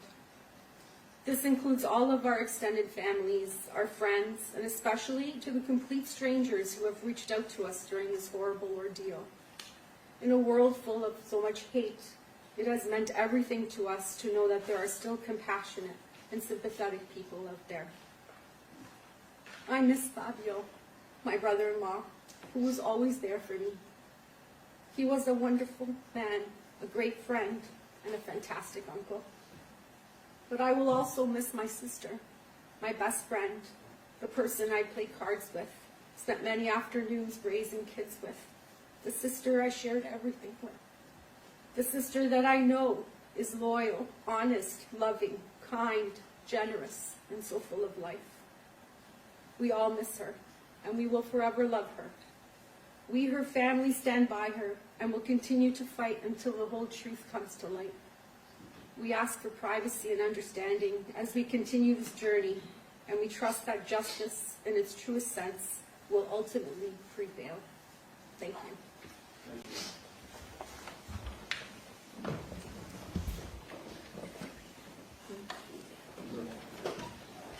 The defendant was the prime mover in this execution of a human being, and consequently, I am utilizing my discretion to impose the more serious of the sentences. Although this is not before me, Penal Code Section 1385.1 states that a court does not have discretion to strike a special circumstance that is found true by the jury. The legislature has, in its wisdom, had such bills before it that would take away this lack of discretion. For purposes of any future legislature, I must state now that if I had the discretion to strike a special circumstance, in this particular case, I would not.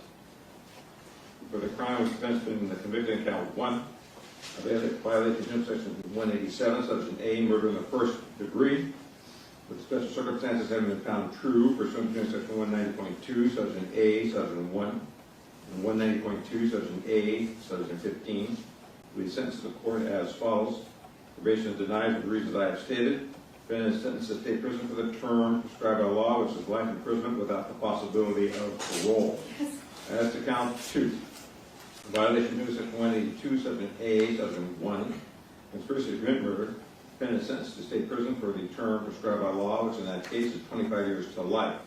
The sentence in count 2 is stayed pursuant to penal section 654. Said stay become permanent upon the successful completion of the sentence in count 1.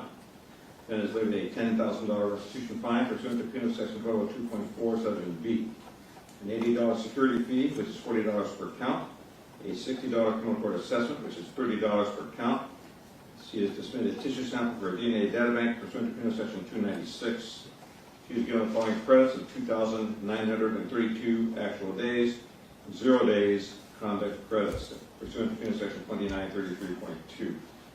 This time, ma'am, I have to advise you that you have the right to appeal to the Court of Appeal from the judgment of this court. You have, if you wish to appeal, you have 60 days to file your notice of appeal. It must be filed in this court and not in the Court of Appeal. It must state that you are appealing, what it is you're appealing from. It must be signed by you or your attorney. If you appeal, you have a right at no cost to you to a transcript of the trial court proceedings that's provided by the California Rules of Court. If you appeal and you do not have the money to hire an attorney, one will be appointed for you free of charge by the appellate court. You understand your appellate rights, ma'am? Very well. We are done. Your Honor, could I ask one additional thing? The court has any discretion for asking that the court recommend that she be housed in CIW, which is the closest state prison facility for the benefit of her children who obviously want to continue seeing her? I cannot tell the Department of Corrections Rehabilitation where to place their inmates. Thank you. Thank you.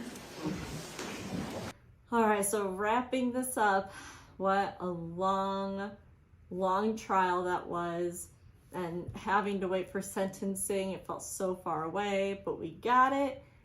I don't know what I think about Monica's sister's victim impact statement. I think it's interesting that Monica's mom is there holding the girls, holding the sister, but she doesn't speak at all. I would have liked to know what she had to say.